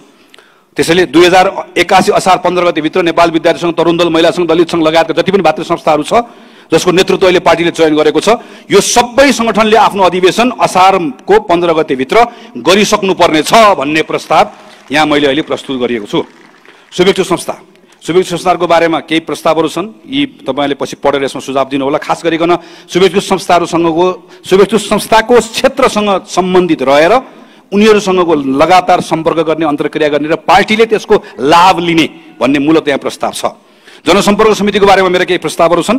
जनसम्पर्क समितिको अहिलेको सदस्यताको यथार्थता, कति सदस्य छ भन्ने कुराको यथार्थता र पूर्ण विवरण अद्यावधि गर्ने, जनसम्पर्क समितिको विधानमा एकरूपता ल्याउने, जनसम्पर्क समिति नभएको देशहरूमा जनसम्पर्क समितिलाई विस्तार गर्ने, विगतमा जनसम्पर्क समितिमा काम गरेर फर्केर आएको साथीहरूलाई पार्टीको विभिन्न ठाउँमा लगेर जिम्मेवारी दिने भन्ने यसमा प्रस्ताव छ। समावेशिताको बारेमा मेरो प्रस्ताव छ। पार्टी सदस्यता प्रदान गर्ने, अहिले हामी जुन पार्टी सदस्य बनाउँछौँ, पार्टी सदस्य बनाउने बेलामै हामीले समावेशी दृष्टिकोण राख्न सक्नुपर्छ। हाम्रो पार्टीको अहिले सक्रिय सदस्यको हाम्रो बनौट हेऱ्यौँ भनेदेखि भने त्यहाँभित्र हामी ठुलो उमेरको हिसाबले पनि हामी त्यहाँ ठुलो ग्याप देख्छौँ, नौजवानहरूका सन्दर्भमा समुदायको हिसाबले पनि त्यहाँभित्र हामी एउटा नमिलेको अवस्था देख्छौँ। यसलाई मिलाउनको लागि सदस्य बनाउने बेलामै नेपाली कङ्ग्रेस नेपालको सबैभन्दा ठुलो पार्टी मात्र होइन, नेपाली कङ्ग्रेस नेपालको राष्ट्रिय पार्टी हो। त्यसैले प्रत्येक समुदायको नेपाली कङ्ग्रेसभित्र सहभागिता हुनुपर्छ र नेपाली कङ्ग्रेसले सबैको प्रतिनिधित्व गर्नुपर्छ। त्यसका लागि सदस्यदेखि नै जरैदेखि हामी समावेशी बनाउने भन्ने प्रस्ताव छ र विभिन्न समुदायको समावेशी प्रतिनिधित्व गराउँदा खास गरी महिला, मधेसी, दलित, आदिवासी जनजाति, थारू, मुस्लिम लगायतको प्रतिनिधित्वमा सदस्यतादेखि नै जनसङ्ख्याको क्लस्टरमा समेत ध्यान दिने र पार्टीले पार्टीभित्र पनि अवसर दिन्छ र नेपाली कङ्ग्रेस पार्टी सरकारमा भइरहेकोले गर्दा कहिलेकाहीँ पार्टी बाहिर पनि पार्टीको नामबाट अवसरहरू प्राप्त हुन्छ। त्यो अवसर प्राप्त हुँदै गर्दा मधेसी, दलित, यस्तै गरी अरू समुदायहरू जुन समुदायले आजसम्म खास गरिकन काङ्ग्रेसको हस्ताक्षरबाट पाउनुपर्ने अवसर बिरलै पाएको छ, त्यो समुदायलाई अब काङ्ग्रेसले अवसर दिँदै गर्दाखेरि यस्तो समुदायहरूलाई काङ्ग्रेसको अवसरमा प्राथमिकतामा राख्नुपर्छ भन्ने प्रस्ताव चाहिँ मैले यहाँभित्र गरेको छु। अभिलेख प्रणाली, प्रत्येक पार्टीको प्रत्येक तहले विधान बमोजिम अनिवार्य रूपले सदस्य, यो पार्टीको विधानकै व्यवस्था छ, सदस्यताको लागत राख्नुपर्छ, तर सदस्यताको लगत हामी राखिरहेका छैनौँ। केन्द्रीय कार्य समितिले सुरु गरेको छ, सबै क्रियाशीलको सबै रेकर्ड राख्ने भनेर अहिले हामी सुरु गरेका छौँ। करिब करिब 25% काम सकिएको छ। यो कामलाई पूर्णता दिन तपाईँहरूको सम्पूर्ण रूपमा मद्दत चाहिएको छ। नेपाली कङ्ग्रेससँग जति कमिटीहरू छ सबै कमिटीको अभिलेख राख्ने काम सुरु भएको छ। यो पनि करिब करिब 20-25% काम भएको छ। एकदमै गाह्रो छ, अहिलेसम्म अभिलेख नभएको हुनाले गर्दा हामीसँग नाम मात्रै छ। यसलाई पूर्णता दिन हाम्रो खटिएर जानेको केन्द्रीय सदस्य साथीहरूले असाध्यै मेहनत गर्नुभएको छ। तपाईँले ल्याउनु भएको रेकर्डले मद्दत पुर्याएको छ, तर यसमा हामीले थप काम गर्नुपर्ने छ र मूलतः यसमा विभिन्न कालखण्डमा विस्थापित हुनुभएको, निर्वाचनमा पर्नुभएको, घाइते भएको, अपाङ्ग भएको योद्धाहरूको नेपाली कङ्ग्रेससँग सम्पूर्ण रूपमा रेकर्ड हुनुपर्छ। शहीदको परिवार, शहीद हुनुभएको, यो सबैको रेकर्ड हुनुपर्छ र यसको अभिलेखको एउटा छुट्टै प्रणाली विकास गर्ने भनेर अहिले हामीले यसमा प्रस्ताव गरेका छौँ। यसको सिस्टम पनि हामीले बनाएका छौँ। डिजिटल काङ्ग्रेस, खास गरिकन अनलाइनबाट पार्टी सदस्यको आवेदन दिने काम जुन सुरु भएको छ, यसलाई पार्टीको प्रत्येक कमिटीको साथीले यसलाई चलायमान बनाइदिनु पर्नेछ। अब हामी एउटा सिस्टम बनाउँदैछौँ जसमा वडादेखि केन्द्रसम्म भएको प्रत्येक बैठकलाई त्यो सिस्टमसँग जोडिदिइसके पछाडि मेरो वडामा बैठक भयो भनेर भएन, वडामा बैठक कहिले भयो, कतिजना उपस्थित हुनुहुन्थ्यो र उपस्थित भएको निर्णय के भयो भन्ने कुरा सेन्ट्रल सिस्टममा आउँछ, डेटाबेसमा आउँछ। त्यो डेटाबेस जुन हामीहरू बनाउँदैछौँ यसमा यहाँहरू सबैको सहयोगको हामीले अपेक्षा गरेका छौँ। पार्टी अनुशासन उल्लङ्घनसँग जोडिएर आएका उजुरी र निवेदनहरूलाई अनुशासन समितिले अविलम्ब टुङ्ग्याउने, निर्वाचन भएको यत्रो समय भइसक्यो, त्योसँग जोडिएर आएका सयौं उजुरीहरू छन्। ती उजुरीहरू नटुङ्गिँदै गर्दा पार्टी सञ्चालनमा गाह्रो भएको छ।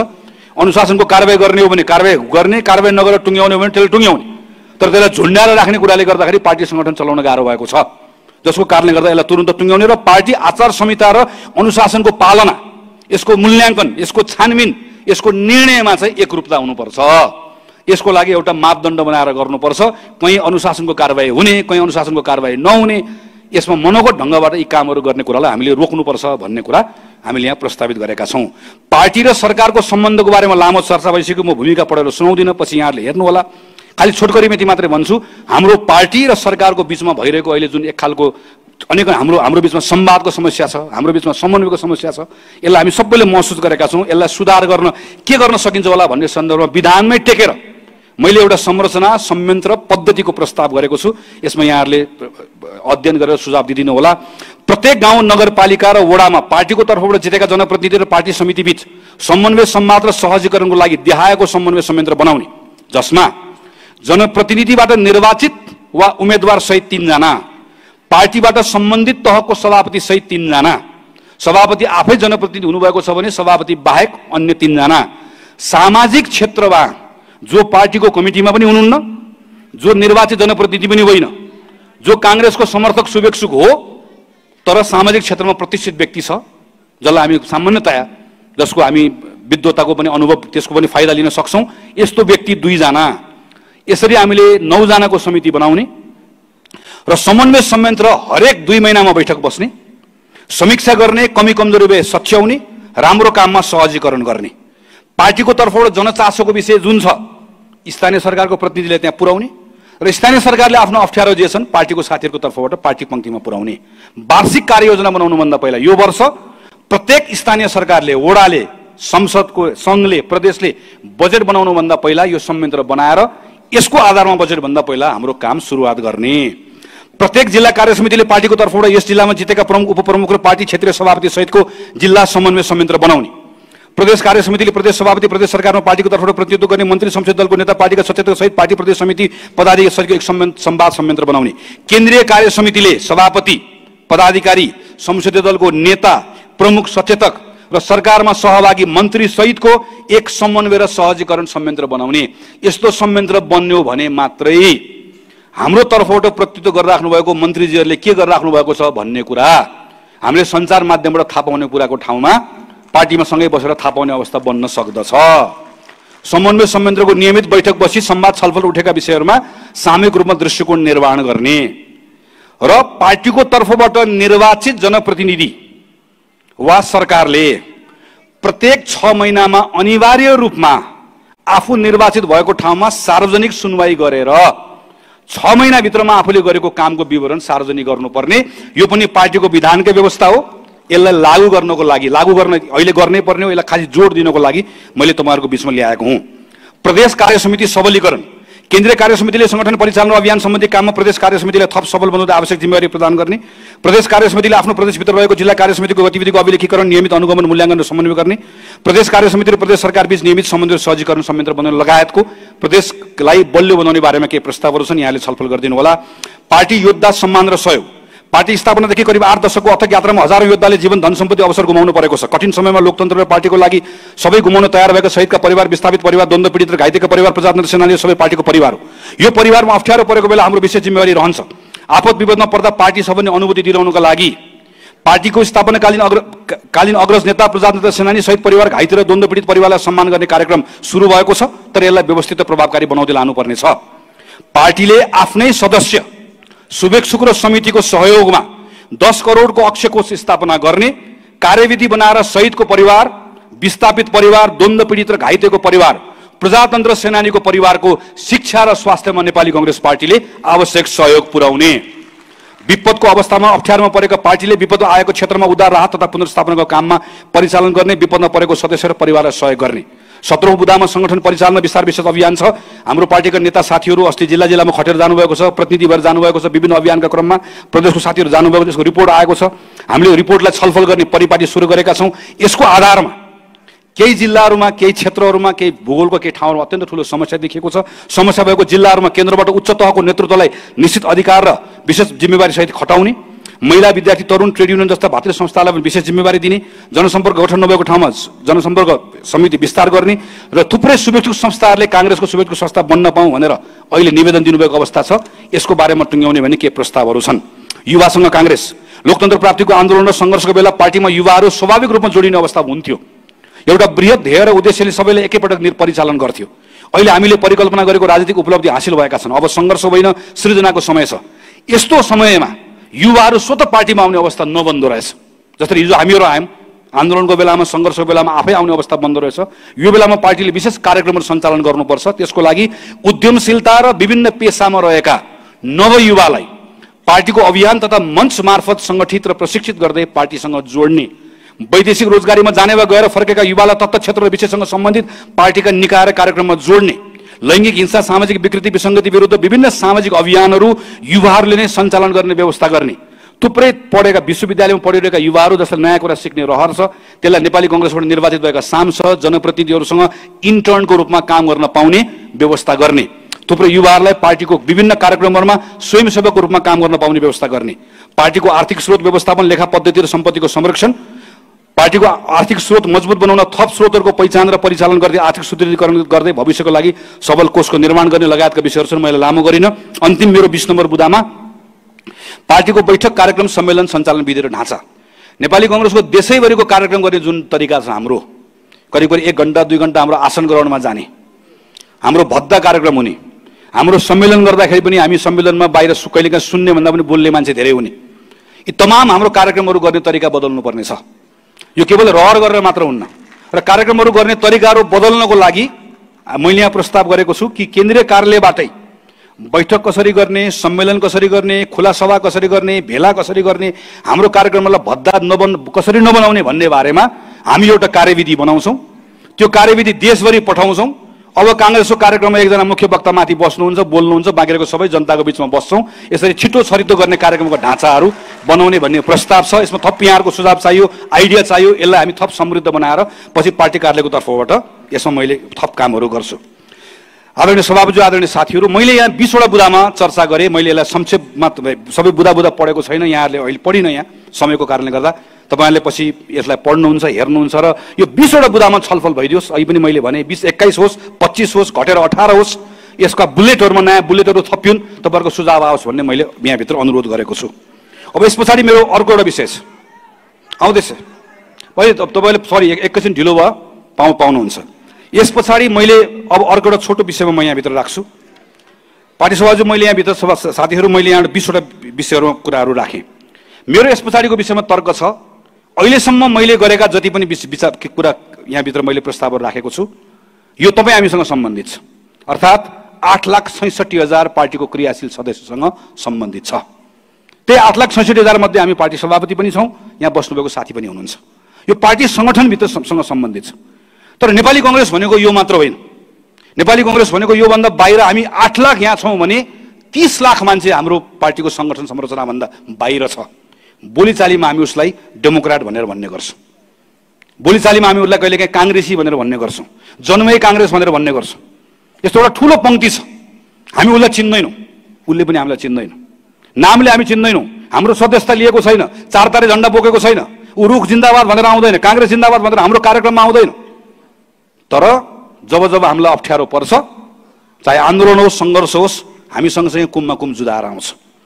कहिलेकाहीँ 4 वर्ष 364 दिन हाम्रो बारेमा टिप्पणी गर्छ, तर 365औं दिन घाम होस्, पानी होस्, लाइन लाग्छ र स्वस्तिक गएर ढ्याम्म रुखमा गएर चुनाव चिन्हमा गएर भोट हाल्छ।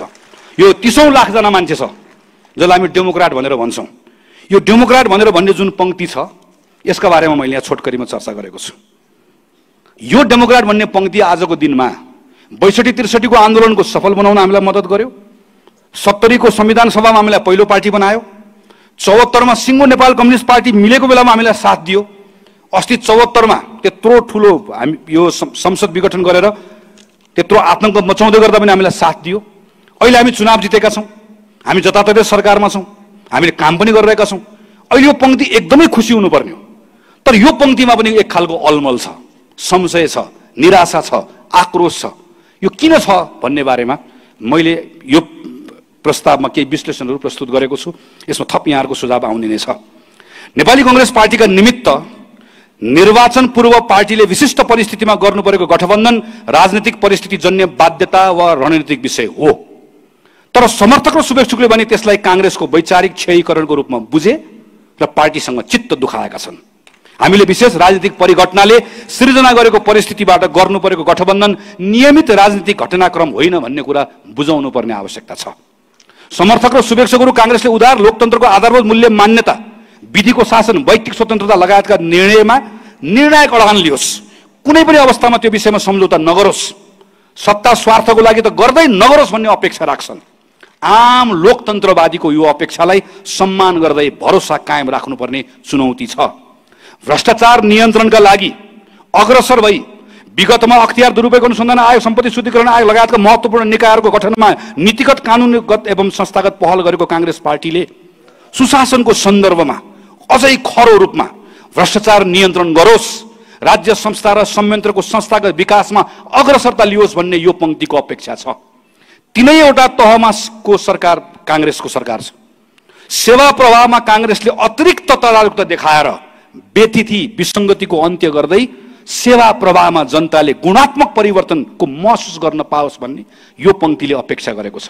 उदार लोकतान्त्रिक प्रणालीको मर्म विपरीत राज्यको सम्पूर्ण निकायहरूको दलीयकरणबाट समग्र नेपाली समाज आजित भएको छ। विश्वविद्यालय, प्रतिष्ठान, आयोगदेखि अदालतसम्म दलीय भागवण्डाले गिजो लिएर थलिएका छन्। यस्तो अवस्थामा भागवण्डा रोकेर राज्यको निकायको सबलीकरणमा कांग्रेसले अग्रसरता लियोस् भन्ने हाम्रो समर्थक र शुभेच्छुकले कांग्रेसबाट चाहेका छन्। पछिल्लो समय प्रोपगण्डाको राजनीतिले सृजना गरेको विगतमा केही पनि भएन भन्ने भाष्यले आम जनता र खास गरी समर्थक शुभेच्छुकहरूलाई समेत दिग्भ्रमित बनाएको छ। विगतमा गरेको राम्रो कामहरूको सही ढङ्गले सम्प्रेषण गर्न नसक्दा आजसम्म केही पनि भएन, इतिहासका सङ्घर्ष उपलब्धिहरू सबै निरर्थक हुन् भन्ने नितान्त गलत भाष्य निर्माण गर्न खोजिएको छ। हुँदाहुँदै कतै यो परिवर्तन गरेर हामीले गल्ती नै पो गर्यौँ कि भनेर यदाकदा पार्टीभित्रकै सानो तबकाले देखाउने दुविधा र लघुतावासले समेत यस्तै प्रोपगण्डालाई थप मलजल पुर्याएको छ। आदरणीय सभापति र साथीहरू, यो जुन पङ्क्ति छ, यो पङ्क्तिले हाम्रो कार्यक्रम, हाम्रो भेला सम्मेलन, हाम्रो बैठक, यो कुनै कुराबाट यसले हाम्रो बारेमा धारणा बनाउँदैन। 48 सालमा नेपाली कांग्रेसले नेपालको इतिहासमा सबैभन्दा बढी मत पाएको, बीपी कोइरालाको नेतृत्वमा रहेको कांग्रेस 2015 सालमा पाएको भन्दा बढी मत 48 सालमा पाएको। 48 सालमा कांग्रेसले मत पाउँदै गर्दा कांग्रेसको क्रियाशील संख्या 8 लाख थिएन, केही हजार थियो। जुन जिल्लामा अहिले लाखको क्रियाशील कुरा गर्छु केही हजार थियो। नेपाल विद्यार्थी संघ बाहेक सायद कुनै भातृ संस्था थिएन। कतिपय जिल्लामा पार्टीको कार्यालय थिएन, कोष थिएन। अहिले हामी जुन संगठन भन्छौँ के पनि थिएन, तर पार्टीसँग नेता थियो, नेतृत्व थियो, पार्टीसँग विचार थियो, इतिहास थियो, पार्टीसँग कार्यक्रम थियो, भरोसा थियो, विश्वास थियो। त्यो बेलामा नेपाली कांग्रेसले सबभन्दा बढी मत प्राप्त गरेको हो। यो डेमोक्रेट बनेको, यो डेमोक्रेटले चित्त दुखाएको छ, यो कांग्रेसको समर्थकले चित्त दुखाएको छ मैले भने। तर चित्त दुखाएको छ भनेर मात्र हुँदैन, चित्त दुखाएको उनको चित्तलाई हामीले बुझाउनु पर्ने छ। अब मन हामीले जोड्नु पर्ने छ, मञ्चमा बस्नेले, तल बस्ने हामीले मिलेर गर्नुपर्ने छ, हाम्रो परिवारले गर्नुपर्ने छ, कांग्रेसले गर्नुपर्ने छ, कांग्रेसका समर्थकहरूलाई घरसँग फेरि ल्याएर जोड्नुपर्ने छ। यो कसरी जोड्न सकिन्छ होला भन्ने बारेमा मैले 5 वटा बुदामा प्रस्तुत गरेको छु र यसलाई मैले भनेको छु नेपाली कांग्रेसले यो विषयमा विशेष संकल्प गर्नुपर्छ। एउटा विशिष्ट राजनीतिक परिस्थितिमा संविधानको रक्षाको लागि नेपाली कांग्रेसले निर्वाचन अगाडिको गठबन्धनको नेतृत्व गर्नु पर्यो। गत निर्वाचनमा नेपाली कांग्रेसले 5 वर्षको लागि गठबन्धनसहित मत मागेकोले यो अवधिसम्म जनतासँगको बाचा र अन्य साझेदार दलहरूसँगको सम्झौता बमोजिम राजनीतिक इमानदारिता प्रदर्शन गर्नुपर्छ भन्नेमा हामी सचेत छौं। कुनै पनि दलले बहुमत प्राप्त नगरेको अवस्थामा निर्वाचन पछाडि निश्चित साझा नीति तथा कार्यक्रममा बनाएर सरकार सञ्चालनका लागि अन्य दलसँग तालमेल गर्ने कुरा चुनाव पछाडि स्वाभाविक हुन सक्छ।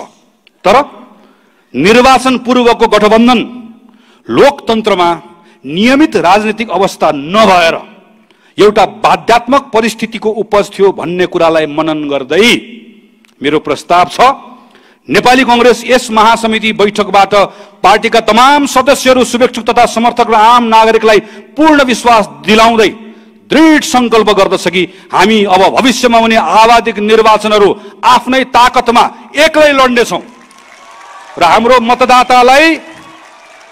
मतदातालाई नेपाली कांग्रेसको चुनाव चिन्ह रुखमा नै मत हाल्न पाउने अवस्था सुनिश्चित गर्नेछौँ। हाम्रो आफ्नै संगठनलाई थप ऊर्जाशील बनाउँदै आम जनताको मत र विश्वास बढाएर नेपाली कांग्रेसले एक्लै बहुमत ल्याउन सक्ने पार्टीको रूपमा पुनर्स्थापित हुनेछौँ। आदर्शको लागि जीवन पर्यन्त कठोर सङ्घर्ष गरेका प्राण आहुति दिएका अथक योद्धाहरूले जन्माएको पार्टी नेपाली कांग्रेसले कुनै पनि निर्णय गर्दा तिनी अग्रजहरूको बलिदानलाई स्मरण गर्दै तत्काल कुनै अप्ठ्यारो र चुनौती आए पनि वा पार्टीले क्षति नै बेहोर्नु परे पनि लोकतान्त्रिक मूल्य मान्यता, राष्ट्रियता, राष्ट्रिय स्वाभिमान र विधिको शासन लगायतका आधारभूत मान्यतामा कहिले पनि सम्झौता गर्ने छैन। नागरिकको जीवनमा सकारात्मक परिवर्तन ल्याउन ससानो कामले देशलाई समुन्नतितर्फ लैजान्छ नै। नेपाली कांग्रेस जनमुखी परिचय पनि स्वतः स्थापित गर्छ भन्नेमा कांग्रेसलाई गहिरो विश्वास छ। त्यसैले संघ र प्रदेशहरूमा सरकार साझेदारी र 332 स्थानीय तहको सरकारको नेतृत्व गरेको नेपाली कांग्रेसले सेवा प्रवाहलाई चुस्त बनाउँदै शिक्षा, स्वास्थ्य, कृषि, रोजगारी, उद्यममा सुधार र सकारात्मक भविष्यको अनुभूति नागरिकलाई कसरी गराउने भन्ने विषयमा हामी गम्भीरतापूर्वक प्राथमिकतामा लिनेछौँ। संसदभित्रको हाम्रो भूमिकालाई पनि त्यही अनुसार सुदृढ र प्रभावकारी बनाउनेछौँ। पार्टीले भ्रष्टाचारमा, महिलामाथि हुने हिंसा, सामाजिक विभेद, छुवाछुत लगायतमा शून्य सहनशीलताको नीति अंगीकार गर्नेछ। अपराधमा संलग्न दोषी छ भने जस्तोसुकै शक्तिशाली र प्रभावशालीले पनि उन्मुक्ति पाउनु हुँदैन। तर निर्दोष छ भने कुनै जात, लिङ्ग, समुदाय, परिवार वा पार्टीसँग जोडिएको आधारमा पनि अन्यायमा पर्नु हुँदैन भन्ने हाम्रो मान्यतामा पार्टी अडिग रहनेछ। अख्तियारको दुरुपयोग, भ्रष्टाचार, आर्थिक अनियमितता, सार्वजनिक पदको दुरुपयोग जस्ता विगतमा भएका अन्य मुद्दाहरू, अनेकन मुद्दाहरू र नीतिगत भ्रष्टाचारको पनि निष्पक्ष अनुसन्धान र छानबिन गरी दोषीलाई कारबाही गरेर सुशासन कायम गर्न दृढतापूर्वक नेपाली कांग्रेसले नेतृत्व गर्नेछ। सुशासन र सेवा प्रवाहमा नेपाली कांग्रेसले अग्रसरता लिनेछ। राज्यका संस्थाहरूमा दलीयकरण होइन, संस्थाहरूको सबलीकरण पार्टीको प्राथमिकता हुनेछ। यो सन्दर्भमा आवश्यक कानुन र संरचनाको विकास गर्ने लगायतका साझा विषयमा अन्य दलसँग समेत हामीले अग्रसरता लिनेछौँ। आदरणीय साथीहरू, त्यसैले भ्रष्टाचार विरुद्धको अभियान कांग्रेसले नेतृत्व गर्ने, नागरिकको जीवनमा परिवर्तन ल्याउनका लागि सेवा प्रवाहलाई उच्च स्तरमा पुर्याउने, हामी जस्तोसुकै अवस्था आओस् सत्ता बाहिर जानु परे परोस्, तर आधारभूत मूल्यमा सम्झौता नगर्ने र योभन्दा अगाडि हुने अब भविष्यमा हुने प्रत्येक आवधिक निर्वाचनमा एक्लै चुनाव लड्ने र रुखमा मात्रै भोट हाल्ने यति प्रतिबद्धता हामीले गर्न सक्यौं भने ती लाखौं पार्टीका समर्थकहरू, शुभेच्छुकहरू जसले कांग्रेस सरकारमा होस् नहोस् हामी को बस्छौं बस्दैनौं कहिले चिन्ता नगरिकन हामीलाई समर्थन गरेका छन्, ती 30 लाख मान्छे जो हाम्रा समर्थकहरू हुन्, ती दृढ भएर हामीहरूसँग उभिन्छन् भन्ने विश्वासको साथ यो प्रस्ताव मैले यहाँहरूको बीचमा प्रस्तुत गरेको छु। आदरणीय सभापतिज्यू, साथीहरू, अब यस पछाडि म छोटकरीमा केही विषयहरू राख्छु। यो विषय पार्टीको विधानसँग सम्बन्धित छ। तपाईहरु सबैलाई थाहा छ हामी 2082 मा महाधिवेशन गर्नेछौँ, किनकि हाम्रो विधानले त्यही भन्छ। अहिले 80 साल हो। 82 को महाधिवेशन भन्दा पहिला हामी अर्को महासमिति गर्नेछौँ र त्यो महासमितिले विधान संशोधन गर्नेछ र त्यो संशोधित विधानका आधारमा हामीहरू अधिवेशनमा जानेछौँ। त्यसैले यो अधिवेशन महासमिति सकिएपछि केन्द्रीय कार्य समितिले एउटा विधान संशोधन समिति, मस्यौदा समिति, संशोधन समिति बनाउनेछ र विधान संशोधन मस्यौदा समिति जुन छ यो देशैभरि जानेछ, तपाईहरुसँग कुराकानी गर्नेछ, त्यसबाट प्रस्ताव ल्याउनेछ र तपाईहरुले यसै गरी हलबाट त्यो विधानलाई पारित गर्नुहुनेछ। त्यसैले यो पटक हामी त्यो विधानको विषयमा धेरै छलफल गर्दैनौँ, किनभने विधानको विषयमा धेरै छलफल गर्न थाल्यौँ भने अहिले सुधार गर्ने कार्यहरू छायामा पर्छ र त्यो विषयले ढाकछोप गर्छ। तर विधानको विषयमा प्रवेश पनि गर्नुपर्नेछ, किनकि हाम्रो वरिपरि छलफल चलिरहेको छ। त्यसैले हाम्रो वरिपरि छलफल चलिरहेका विषयहरू के होलान् तपाईहरुको बीचमा सुनेको, तपाईहरुसँग भेट्दा तपाईले राख्नुभएको, लेखेको, पढेको, यिनै आधारमा मैले केही कुराहरू टिप्पणी गरेको छु। म यहाँहरूलाई पढेर सुनाउँछु र म के अपेक्षा गर्छु भने यो विषयहरूका बारेमा अहिलेको यो बेलामा तपाईहरुले यसलाई लिने, केही कुरा थपिएला पके पनि, तर अहिले यसलाई छलफलको मूल विषय नबनाइकन हामी विधान मस्यौदा समितिबाट गर्छौँ भन्ने कुरा यहाँहरूले बुझिदिनुको लागि म आग्रह गर्छु। किनकि छलफल हुँदै गर्दा थुप्रै विषय यसरी उठ्ने रहेछन् कि यो विषय यसरी परिमार्जन भइदियोस् भन्ने कुरा विधानसँग जोडिएको छ। यो पटक विधान संशोधन हुँदैन, तर अर्को पटक विधान संशोधन गर्नुपर्ने भएकोले यो विषयहरू छन्। यो विषयको सन्दर्भमा 20 वटा बुदामा छ, छोटकरीमा राख्छु। पहिलो, सदस्यता। हालसम्म पार्टीमा सदस्य र क्रिया, पार्टी सदस्य जसलाई पहिला हामी साधारण सदस्य भन्थ्यौँ, अहिले हामीले साधारण सदस्य भन्दैनौँ, पार्टी सदस्य भन्छौँ। पार्टी सदस्य र क्रियाशील सदस्य गरी दुई खालको सदस्यता प्रणालीको अभ्यास छ। अब यही व्यवस्था कायम राख्ने वा पार्टीमा एउटा खालको मात्रै सदस्यताको अभ्यास गर्ने, सदस्यता प्राप्ति प्रक्रियालाई थप सहज र फराकिलो बनाउने। 2, नेतृत्व चयन प्रक्रिया। अहिले हाम्रो पार्टीको विधानले वडादेखि केन्द्रसम्म तहगत रूपमा प्रतिनिधिहरू छनौट गर्दै गर्दै गर्दै गरेर नेतृत्व चयनको विधि गरेर हामीहरू सबै छानिएर आएका छौँ। अहिले जे छ यसलाई कायम राख्ने वा वडादेखि जिल्ला तहसम्म जुन तहको लागि नेतृत्व छनौट गर्ने हो त्यही तहको क्रियाशील सदस्यहरूको प्रत्यक्ष निर्वाचनबाट सो तहको नेतृत्व र महाधिवेशन प्रतिनिधि चयन गर्ने वा अन्य विकल्पमा जाने। अहिले हामी सभापति सहित बहुपदहरूको निर्वाचन गर्छौँ।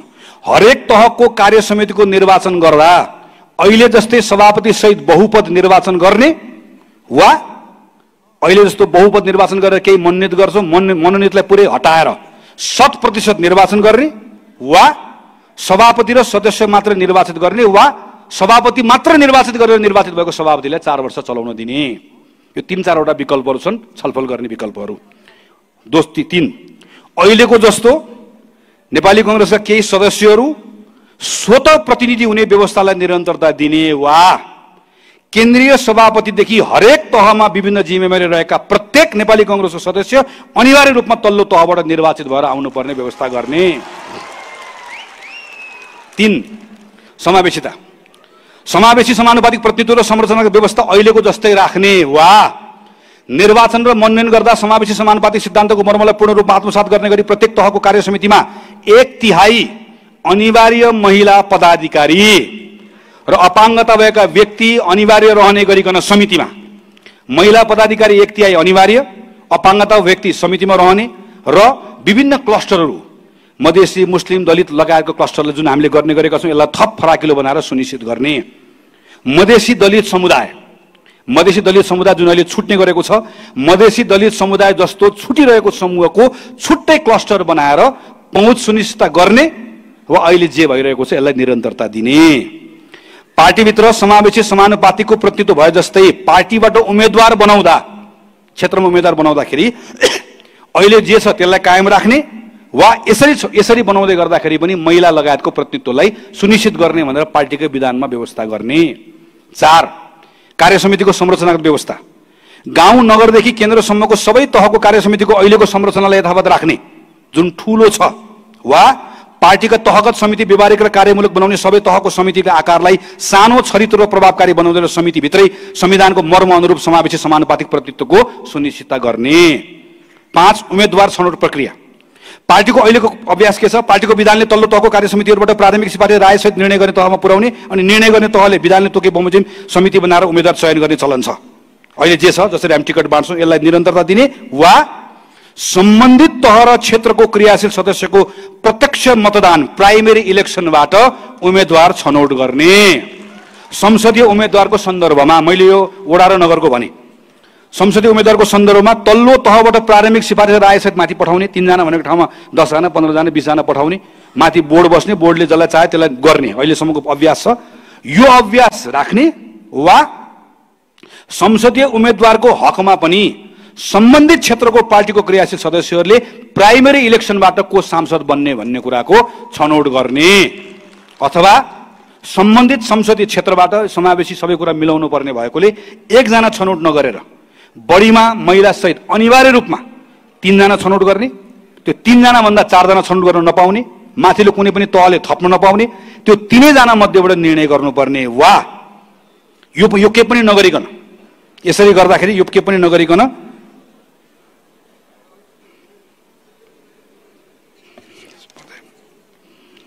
पार्टी, अब म यसमा आएँ अर्को समानुपातिक सूचीमा, यो के पनि नगरिकन पार्टीले योभन्दा फरक विधिबाट, निश्चित विधि प्रक्रिया अपनाएर, सर्वे वा अन्य तरिकाबाट यो विधि प्रक्रिया अपनाएर कसलाई उम्मेदवार बनाउँदै गर्दाखेरि त्यो मतदाताहरूले सबैभन्दा बढी आकर्षित गर्न सक्छ भन्ने विधि प्रक्रिया बनाउने, त्यसबाट छान्ने र त्यसको आधारमा उम्मेदवार चयन गर्ने। यो 4-5 वटा विकल्प मैले यहाँहरूको बिचमा राखेको छु। र समानुपातिकको सन्दर्भमा पनि अहिलेको जस्तै पार्टीले छान्ने बनाउने, वा समानुपातिक पनि जसलाई पाए त्यसलाई छान्ने नबनाइकन तलबाटै समानुपातिकको कुरा टुङ्ग्याउँदै लिएर आउने भन्ने पनि यहाँ मैले प्रस्ताव राखेको छु। भातृ सङ्घको बारेमा अहिले भातृ संस्थाको विधान छ, विधान अनुसार आफ्नो नेतृत्व आफै छान्नुपर्छ, तर कसैले पनि छान्दैन। नछानेको हुनाले हामी छान्छौँ, छानेपछि फेरि उसले छान भन्छ, उसले फेरि छान्न सक्दैन, फेरि हामी छान्छौँ। यो कुरालाई निरन्तरता दिने वा भातृ संस्थालाई अहिले यसको ठाउँमा राजनीतिक कुरामा पार्टीले निर्देशन दिने, तर साङ्गठनिक कुरामा पूर्ण स्वायत्तता दिएर, जसरी हाम्रो शुभेच्छु संस्थाहरूले समयमा आफ्नो अधिवेशन गरेको छ, ट्रेड युनियनले गरेको छ, शिक्षकले गरेको छ, अरूले गर्न सक्ने, हाम्रो भातृ संस्थाले गर्न नसक्ने जुन परिपाटी छ, यसलाई कसरी बदल्ने भन्ने हाम्रो यहाँभित्र प्रस्ताव छ। शुभेच्छु संस्था, यसलाई अलिकति राम्रोसँग सुनिदिनु होला। कति बाहिर पढ्दै गर्दा कतिपय साथीहरू यसमा अलिकति अल्मलिनु भएको पनि मैले पाएँ। प्रचलित कानुनले पार्टीमा आबद्धता हुन रोक लगाएको सरकारी शिक्षक, सरकारी कर्मचारी, प्राध्यापक जसलाई प्रचलित कानुनले पार्टीको सदस्य बन्न रोक लगाएको छ, यस्तो यो उहाँहरू सम्मिलित भएको विभिन्न संस्थाहरूलाई पार्टीले अहिले शुभेच्छु संस्थाको मान्यतामा हामीहरू सम्बन्धमा छौँ। यसले एक खालको अलमल सृजना गरेको छ। यसैलाई निरन्तरता दिने वा प्रचलित कानुनले पार्टी सदस्यता लिन निषेध गरेको पेसासँग सम्बद्धहरूसँग विशिष्ट सम्बन्ध, शुभेच्छुको होइन विशेषज्ञ सम्बन्ध भनेर नयाँ सम्बन्ध हामीले स्थापित गर्ने, पार्टी सदस्यता प्रदान नगर्ने, तर पार्टीको केन्द्रमा पनि जिल्लामा पनि प्रत्येक तहमा केही प्रतिशत प्राध्यापक, शिक्षक, श्रमिक विभिन्न समुदायबाट आउनेहरूको लागि छुट्याएर राख्ने र त्यहाँ उहाँहरूले मात्रै प्रतिस्पर्धा गर्न पाउने। त्यसकारणले गर्दा भोलि नेपाली कांग्रेस पार्टीमा गएर मैले ठाउँ पाउँछु कि पाउँदिनँ भन्ने बारेमा कसैले पनि चिन्ता गर्नु नपर्ने, यो खालको बाटोमा जाने, अहिले जे छ यही अभ्यासमा जाने। जनसम्पर्क समिति प्रचलित कानुन अनुसार जनसम्पर्क समितिको हकमा पनि जनसम्पर्क समितिमा अहिले सदस्य नेपाली नागरिकता छोडेर गैर आवश्यक नेपाली नागरिकता लिनुभएको, जो नेपाली पहिला हुनुहुन्थ्यो अहिले गैर आवश्यक हुनुहुन्छ, उहाँहरूले पनि पाउनुहुन्छ। तर नेपालको कानुनले चाहिँ नेपाली कांग्रेसको सदस्य बन्न पाइँदैन, त्यो यसले पनि अलमल ल्याएको छ। तर जनसम्पर्क समितिमा नेपाली नागरिक मात्र हुनुपर्छ भनेर भन्यो भने त हाम्रो साथीहरू त अत्यन्तै थोरै मात्र हुनुहुन्छ। यसको विकल्प यो हुन सक्छ कि छलफल गरौँ भन्ने कुरा हो कि जनसम्पर्क समितिलाई संस्थागत आबद्धता दिने, जनसम्पर्क समितिले आफ्नो सदस्य बनाउने, कांग्रेसले सदस्य बनाइराख्नु नपर्ने त्यहाँ दिने, र जनसम्पर्क समितिहरूको विश्व सम्मेलन गरेर यहाँभित्र हामीले भनेका छौँ मध्यपूर्व, एसिया प्रशान्त, युरोप, भारत, अफ्रिका लगायतको विभिन्न परिषदहरू बनाउने, अन्तर्राष्ट्रिय परिषद बनाउने, खास गरिकन अन्तर्राष्ट्रिय महासङ्घ, उहाँहरू सहभागी हुने, त्यसले छान्ने, अहिले पाएको प्रतिनिधित्व घटाउने होइन, तर प्रतिनिधित्व हुने कुरालाई व्यवस्थित गर्ने, जसले गर्दा नेपालको कानुनसँग पनि मिल्ने गरिकन व्यवस्थापन गर्ने। अहिले हाम्रो पार्टीको केन्द्रीय निर्वाचन समिति, लेखा समिति, अनुगमन समिति छ, पार्टीले नै बनाउँछ।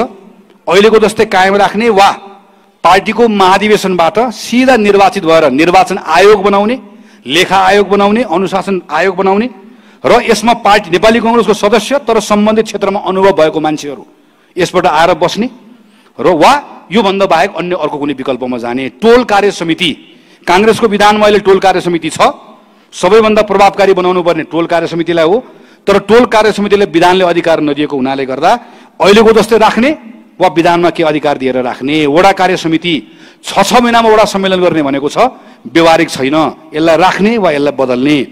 महानगर समिति, महानगर समिति जस्तो समितिहरू, उपमहानगर जस्तो समितिहरूको विधानमा कुनै स्पष्ट कार्यक्षेत्र छैन, अहिलेको जस्तै राख्ने वा स्पष्ट कार्यक्षेत्र तोक्ने।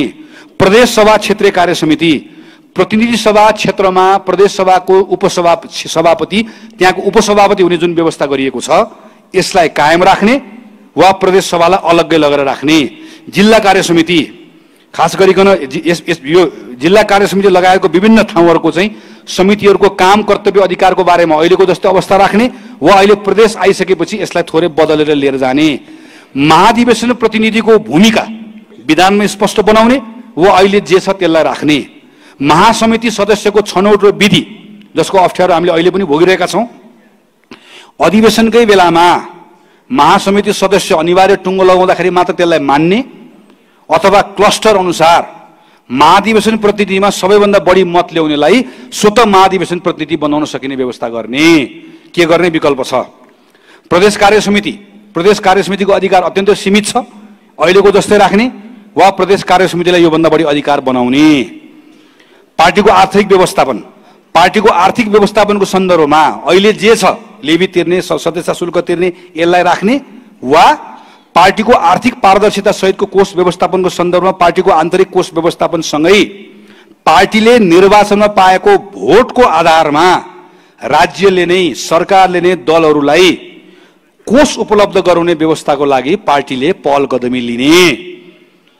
हाल अघि महामन्त्रीजीको प्रस्तावमा नै आएको छ यो, त्यो प्रस्तावमा चाहिँ एकछिन सभापतिले मलाई कतिपटक सांसद भएको भाइ भनेर सोध्दै हुनुहुन्थ्यो। हाल पार्टीमा जिम्मेवारीबाट निश्चित समयपछि अलग रहने एक्जिट पोलिसी कुनै यसको कुनै निश्चित छैन, अहिले हामी जतिपटक पनि हुन पाउँछौँ। यस्तै अवस्था कायम राख्ने वा पार्टी प्रवेशको मापदण्ड र नीति, कांग्रेस हुनको लागि केही मापदण्ड छ, यति वर्ष भएपछि तिमी क्रियाशील हुन पाउँछौ, यति वर्ष भएपछि तिमी सभापति हुन पाउँछौ, 10 वर्ष भएपछि केन्द्रीय सदस्य हुन पाउँछौ भनेर प्रवेशमा मापदण्ड भएको जस्तै पार्टीबाट स्थानीय, प्रदेश र संघीय तहमा राज्यको कुनै जिम्मेवारी वा शासकीय पदको पनि अवधि तोक्ने। एउटै व्यक्ति पटक पटक एउटै शासकीय जिम्मेवारीमा जाने परम्पराको अन्त्य गर्ने, कति पटक पाउने सोको अवधि तोक्ने वा अहिले जे छ यस्तै राख्ने। अन्तिम कुरा, तहगत मर्यादा क्रम र सदस्यता संहिता, पार्टीको प्रोटोकल, जसको कारणले अहिले देशभरिको कार्यक्रम गर्न गाह्रो भएको छ। तपाईहरुले बेला बेलामा जिल्लामा जाँदै गर्दाखेरि कांग्रेसको प्रोटोकल भनेर भन्नुहुन्छ, त्यो केन्द्रीय कार्य समितिमा प्रस्तावित मात्रै हो।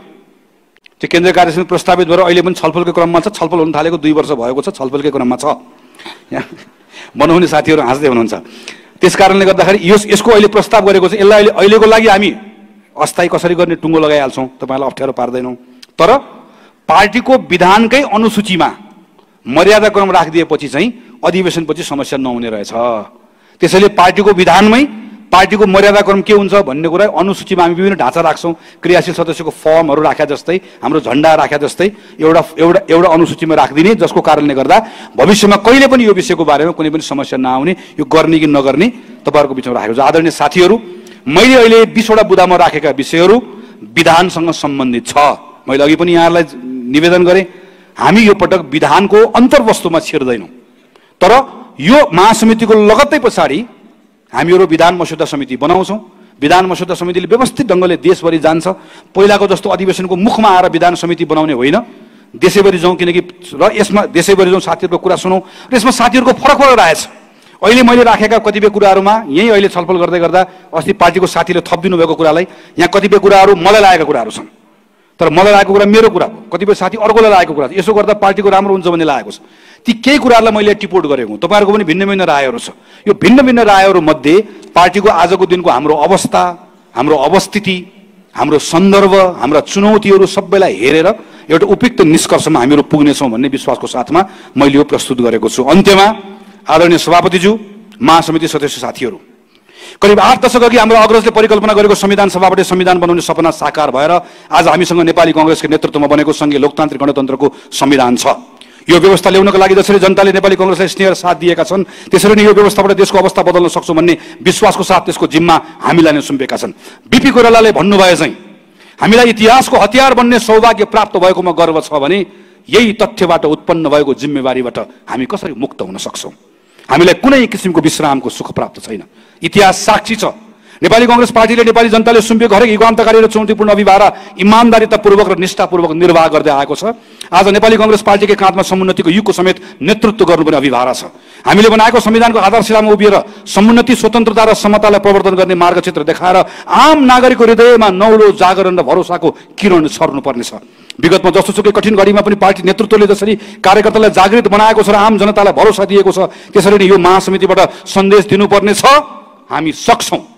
समयले हामी प्रत्येक सदस्यबाट फेरि त्यही निष्ठा, उच्च नैतिक आदर्श र समर्पण खोजेको छ जुन हाम्रा अग्रजले कहिले कमजोर हुन दिएनन्। यसको लागि पार्टीलाई चलायमान बनाउनु पर्नेछ, संगठनभित्र प्रत्येक सदस्यलाई ऊर्जा र न्यायको अनुभूति दिलाउनु पर्नेछ, समर्थक र शुभेच्छुको स्नेह भाव कायम राख्नु पर्नेछ र हामी गर्छौं। थुप्रै द्वन्द्व, हिंसा र निरङ्कुश सत्तालाई झेलेर उदाएको संघीय लोकतान्त्रिक गणतन्त्र नेपाललाई फेरि यही बेला अर्को सङ्कटको भूमरीमा फसाएर राजनीतिक अभिष्ट पूरा गर्न चाहने पश्चगामी शक्ति र पपुलिस्ट प्रवृत्तिले पनि फडा उठाउन खोज्दै गरेको देखिन्छ। मुलुकलाई पुनः पछाडि धकेल्न चाहने सबै शक्ति र प्रवृत्तिलाई पराजित गर्न पनि नेपाली कांग्रेस पार्टीभित्र र बाहिर दुवैतिर उही पुरानै उत्साह र ऊर्जा चाहिएको छ। देशको सबैभन्दा पुरानो र ऐतिहासिक महत्त्वका क्षणमा हरदम नेतृत्व लिँदै आएको पार्टी भएका कारण यहाँ भएका परिवर्तन र यसबाट जनताको जीवनस्तरमा पर्ने प्रभावप्रति कांग्रेसको ठूलो जिम्मेवारी छ। तर नेपाली कांग्रेस स्वयं संशयग्रस्त भएर अलमल्य भने मुलुकभित्रका सबै समुदाय, जात जाति, भाषाभाषी र क्षेत्रका जनताले व्यक्तिगत र सामूहिक उन्नतिका लागि समान अवसर, साधन र स्रोत प्राप्त गर्न सक्ने लोकतान्त्रिक व्यवस्थाको निर्माण गर्ने पार्टीको गुरुतर दायित्व पूरा गर्न सम्भव छैन। आज सम्झना गर्नु परेको छ कि हाम्रा प्रातस्मरणीय शहीदहरूले आफ्नो जीवन उत्सर्ग समाजको आमूल परिवर्तनको लागि गरेका थिए। नेपाली कांग्रेसको इतिहासको प्रत्येक पृष्ठहरूमा निष्ठावान, देशभक्त र स्वाभिमानी कार्यकर्ताको त्याग, तपस्या र बलिदानका गाथाहरू छन्।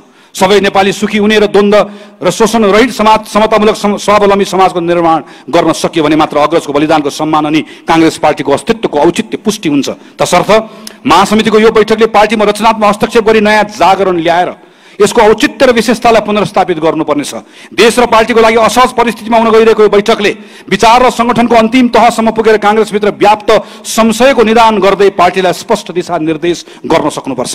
पार्टीभित्र र बाहिरका आम कांग्रेसहरूमा देखिएको उदासीनताको बादललाई हटाउँदै समुन्नत नेपाल निर्माणको अभियानमा एकजुट भएर अघि बढ्न आज हामीले प्रण गर्नु परेको छ। हाम्रै नेतृत्वमा बनेको संघीय लोकतान्त्रिक गणतन्त्र नेपालको संविधानको स्वामित्व लिँदै उच्च आत्मविश्वासको साथ यसको रक्षा र कार्यान्वयन गर्नेछौँ। समुन्नत नेपाल, सम्मानित नेपाली निर्माणको ध्येयमा सिङ्गो पार्टीलाई एकताबद्ध गर्दै हरेक तह, हरेक क्षेत्रमा क्रियाशील बनाउने छौं। पार्टीलाई पूर्णतः विधि थितिमा चलाउने, अभिलेख र मूल्याङ्कनको चुस्त प्रणाली बनाउँदै नयाँ पुराना सबै सदस्यलाई पार्टीभित्र समान अवसर र न्यायको अनुभूति गराउने छौं।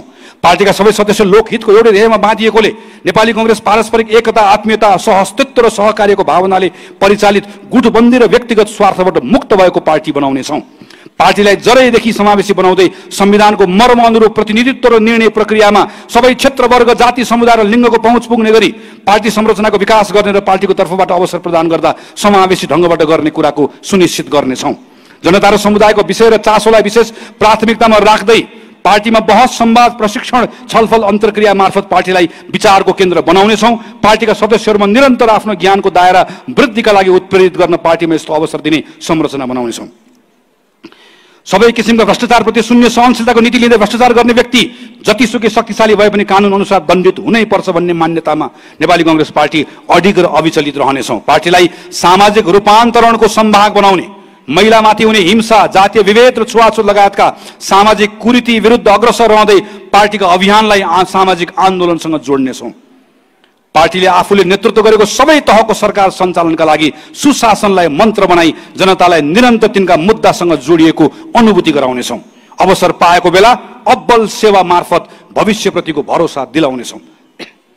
पार्टी संगठन र समर्थक शुभेच्छुको ताकत र आम जनताको विश्वासमा आगामी आवधिक सबै तहको निर्वाचनमा पार्टी एक्लै लडेर पार्टीलाई पुनः एकल बहुमत सहितको लोकप्रिय पार्टीको रूपमा स्थापित गर्नेछौँ। तमाम लोकतन्त्रमा आस्थावानहरूको एकमात्र विश्वासिलो र आम जनताको भरपर्दो पार्टी बनाउनेछौँ। त्यसैले आदरणीय सभापतिज्यू, आदरणीय महासमिति सदस्य साथीहरू, नेपाली कांग्रेसलाई यति गरेर 2006 सालको जस्तो क्रान्तिचेत, 2015 सालको जस्तो प्रगतिशील र समावेशी सोच, 2048 सालको जस्तो लोकप्रिय मत, 2062-63 को जस्तो सर्वस्वीकार्य नेतृत्व भएको हाम्रो गौरवशाली विगत तथा अग्रजहरूको बलिदान, अकल्पनीय सङ्घर्ष, त्याग र परिश्रमबाट प्रेरणा लिँदै आजको समयको चेत बुझेर नवीन पुस्ताले विश्वास र भरोसा गर्न सक्ने सुनौलो भविष्यतिर उन्मुख स्पष्ट ध्येय भएको व्यवस्थापनमा अब्बल, गतिशील र आधुनिक सङ्गठन बनाउनेछौँ। आदरणीय सभापतिज्यू, महासमिति सदस्य साथीहरू, मैले 36 पृष्ठको मेरो प्रस्तावलाई छोटकरी अलि संक्षेप बनाएर तपाईँहरूको बिचमा प्रस्तुत गरेँ। केही साथीहरूले अझै पाउनुभएको छैन भने जाने बेलामा लिएर जान म आग्रह गर्छु। पाउनुहुन्छ। यस पछाडि अरू केही यहाँ अरू कुराहरू छन्, अहिले पार्टीको मुख्य सचिवले राख्नुहुन्छ। म यहाँलाई फेरि धन्यवाद दिन चाहन्छु र म फेरि अन्त्यमा एकचोटि आग्रह गर्न चाहन्छु। खास गरिकन अरू विषयहरू भनेका राजनीतिक विषयहरू छन्, मुख्यतः यो सांगठनिक प्रतिवेदन भएको हुनाले गर्दा हाम्रो सङ्गठनको ताकत कहाँ छ, कमजोरी कहाँ छ भनेर मैले विश्लेषण गरेँ। तर महामन्त्रीको रूपमा सांगठनिक यो प्रस्ताव मैले प्रस्तुत गरिनहँदा मैले यहाँहरूबाट अपेक्षा गरेको सबभन्दा बढी कुरा भनेको अरू मागेका राष्ट्रिय राजनीतिका अरू विषयहरूमा प्रवेश गरिनँ, किनकि मेरो कार्यक्षेत्र यो थिएन। मैले त्यसमा आफ्नो दृष्टिकोणहरू अरू मञ्चमा राखौँला, यहाँहरूसँग बसौँला, छलफल गरौँला, देशका बारेमा, सरकारका बारेमा, अरू विषयका बारेमा। सङ्गठनको 20वटा बुँदा जुन खास गरिकन तपाईँ हाम्रो पार्टी जीवनसँग जोडिएका छन्, मैले प्रशिक्षणको कुरा राखेँ, मैले सदस्यताको कुरा राखेँ, अभियानको कुराहरू राखेँ। यो विषयमा यहाँहरूको छलफल केन्द्रित भएर यसमा मैले ठोस सुझाव प्राप्त गर्छु भन्ने अपेक्षा राखेको छु। मेरो कुराहरू सुनिदिनु भयो, यहाँहरूप्रति आभार प्रकट गर्न चाहन्छु। आदरणीय पार्टी सभापति लगायत पार्टीका नेता साथीहरू, पार्टी केन्द्र समितिका साथीहरू, जसले मैले केन्द्र समितिमा प्रस्तुत गरेको प्रस्तावमा थुप्रै सुझावहरू दिनुभएको छ र यसलाई थप समृद्ध बनाउनु भएको छ। खास गरिकन सभापति लगायत नेताहरूप्रति र अरू साथीहरूप्रति हार्दिक आभार प्रकट गर्दै महासमितिका सदस्य साथीहरूले ध्यानपूर्वक मेरो प्रस्तावलाई सुनिदिनु भएकोमा हार्दिक आभार प्रकट गर्दै मेरो कुरा टुङ्ग्याउँछु। धन्यवाद, नमस्कार, जय नेपाल।